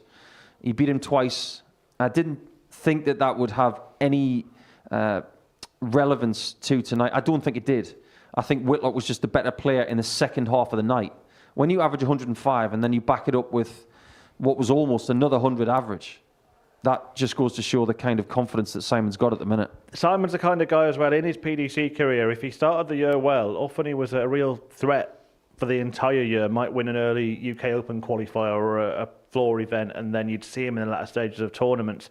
He's going to be playing in different things this year. Do you think this could be the start of Simon Whitlock having a winning year in 2026? Yeah, I do. And, he's started off great, hasn't he, here at the Modus Super Series. So, yeah, there's something about Simon he's just has that hunger again, I think, and that's going to take him forward this year. And you know him as well as anybody, Paul. You've played with him, you've come close to winning with him. He's gone on and won the World Cup since then. He's not going to be in the World Cup, is he, this time around, because we have an Australian tour card holder to join Damon Hettering, someone who's played here at the Super Series. But it's interesting hearing him. He's going to go and play in Las Vegas, might be playing WDF events, maybe playing ADC events. He could win a week here at the Super Series. He could win a Champions Week here at the Super Series. So this could be a very interesting year for Simon Whitlock. Could be a year of difference. Don't discount the World Cup, by the way, because we don't know what's going on with Adam Leake. He's got a lot of stuff to do between now and actually being eligible to play on the Pro Tour on a full occasion. He's got a tour card, but what is great for Australian darts and their World Cup team is if you need someone on the bench, you might as well have a winner on the bench. So Australia's looking good moving forward. Absolutely is. And Waterlooville's looking good as well, isn't it? We touched on it before the final. How important is it to have somewhere where you're based, where there is quite a high standard of opponents to play? Because people who've played in events around here, well, one, they're already strong because they have the likes of Simon Whitlock, Steve West, Tommy Morris, Scott Mitchell will come and play in events in this area.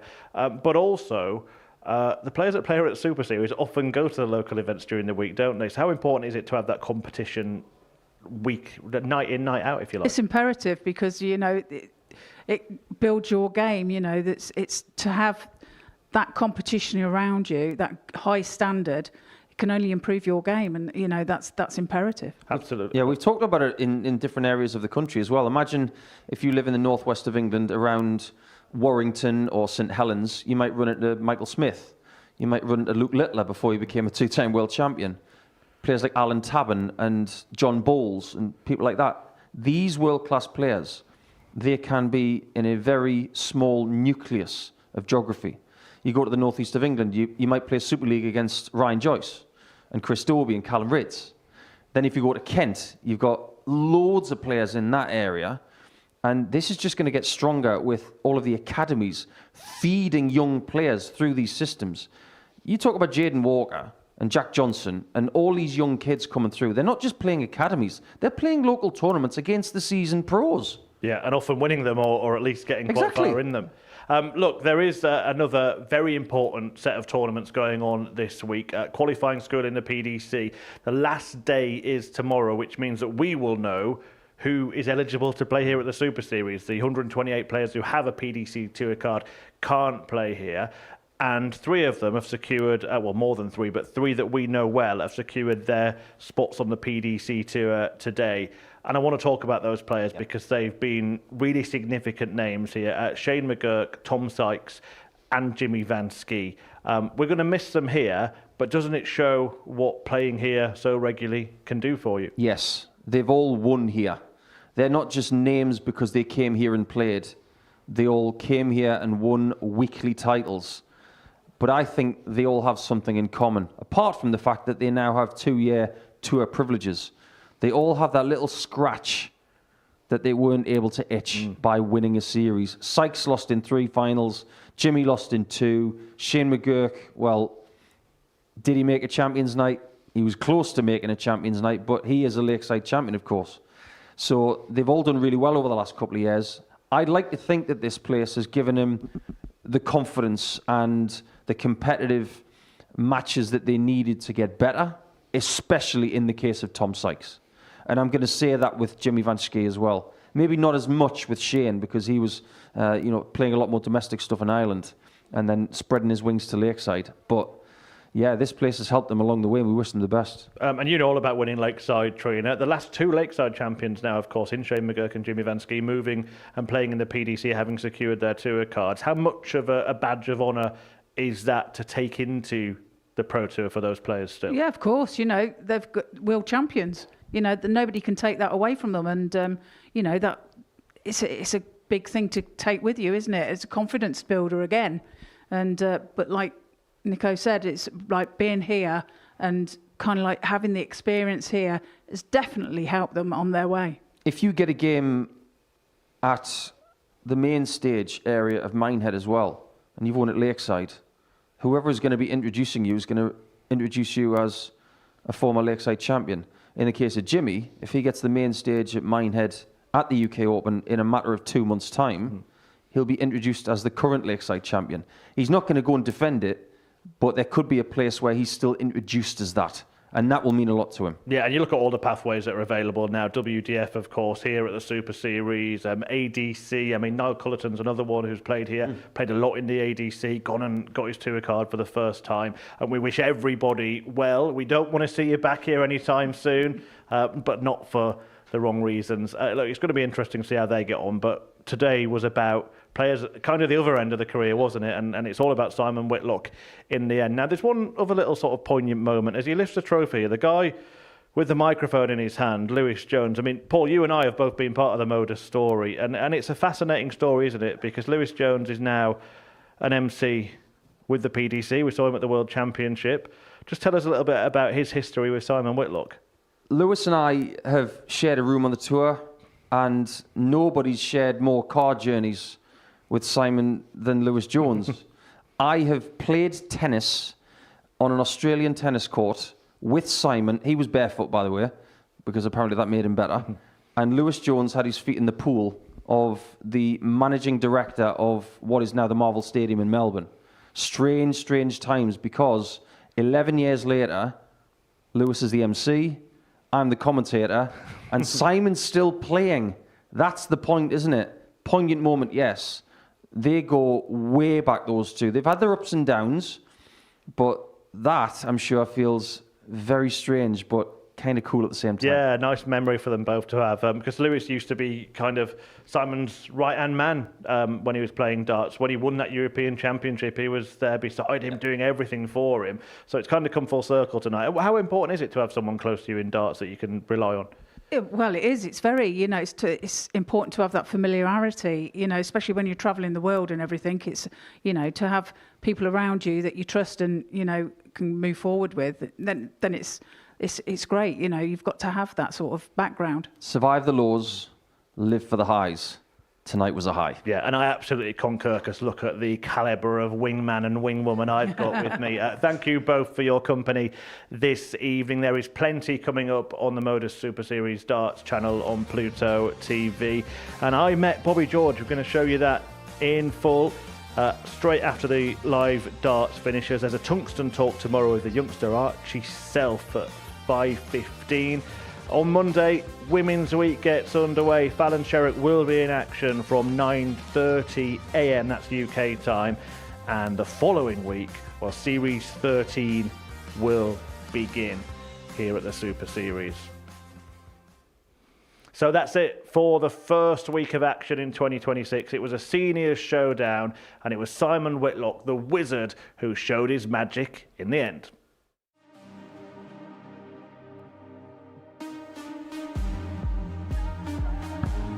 Because he made heavy weather of it. 156, and here's another one of them. And now double 18 for a 156 check out. So a shot there from for double 16 for a 146. Oh my word.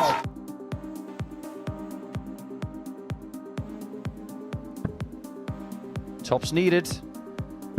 It's another ton plus check out for Duff. Oh my word. Is that Rollins' parting shot? Yes, it is. Johnny Haynes is gone. And the problem is they're going low.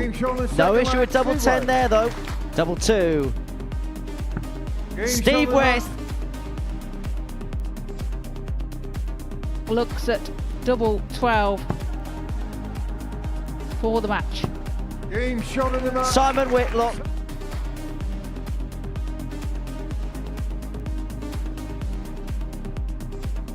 A bit of frustration creeping in for Steve. Now 79. Double 11 he finds. Double 5. Simon Whitlock is your senior showdown superstar. It's the wizard, Simon Whitlock!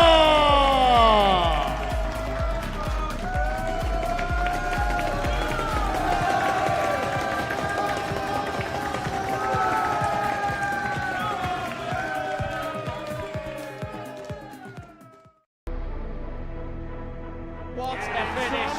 What a man! The drum roll finishes, and the target is hit. And that was it! We've got a brilliant second of the week, and it comes on finals night, and it's a knockout push. Dirty Harrison! Van Velzen!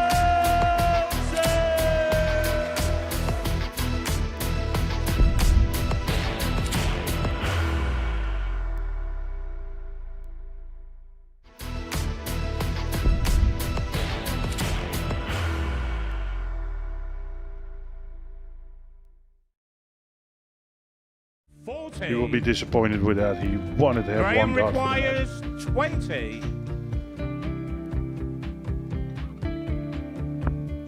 Graham Usher wins the first game of Champions Night, and it was an absolute ripper.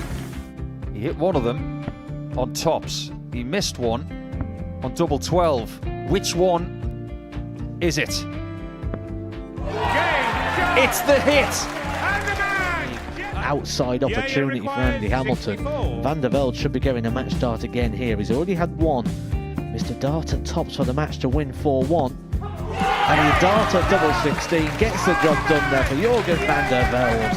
He gets over the line with a 4-2-6. Did he go for tops, or did he just overshoot the single? Jimmy doesn't care. Jimmy just looks to eat this up to make the semi-finals for the second time. Adam Gablas has been eliminated.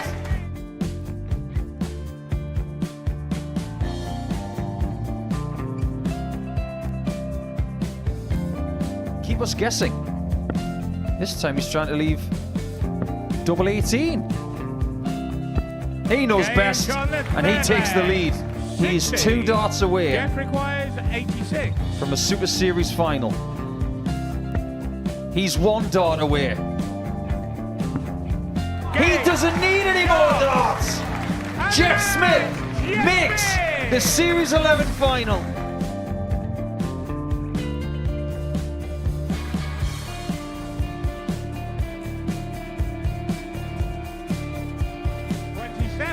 Usher losing his cool a little bit here. Oh, absolutely. Right now, I'd say the head's gone. And you don't have long to recover. It is very, very short form at darts. Vansky's halfway to victory. He only needs one more.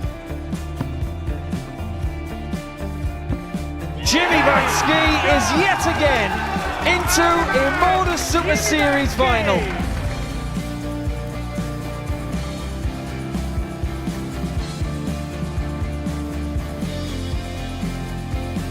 Flashback vibes. Can Jimmy Vansky do the same? Just needs the one treble here on the 19s. Finds it. For the ball. 101. Oh, unlucky. A lot of pressure on it. He's going to split it. 2 darts for double fourth in a match. Game. Shot.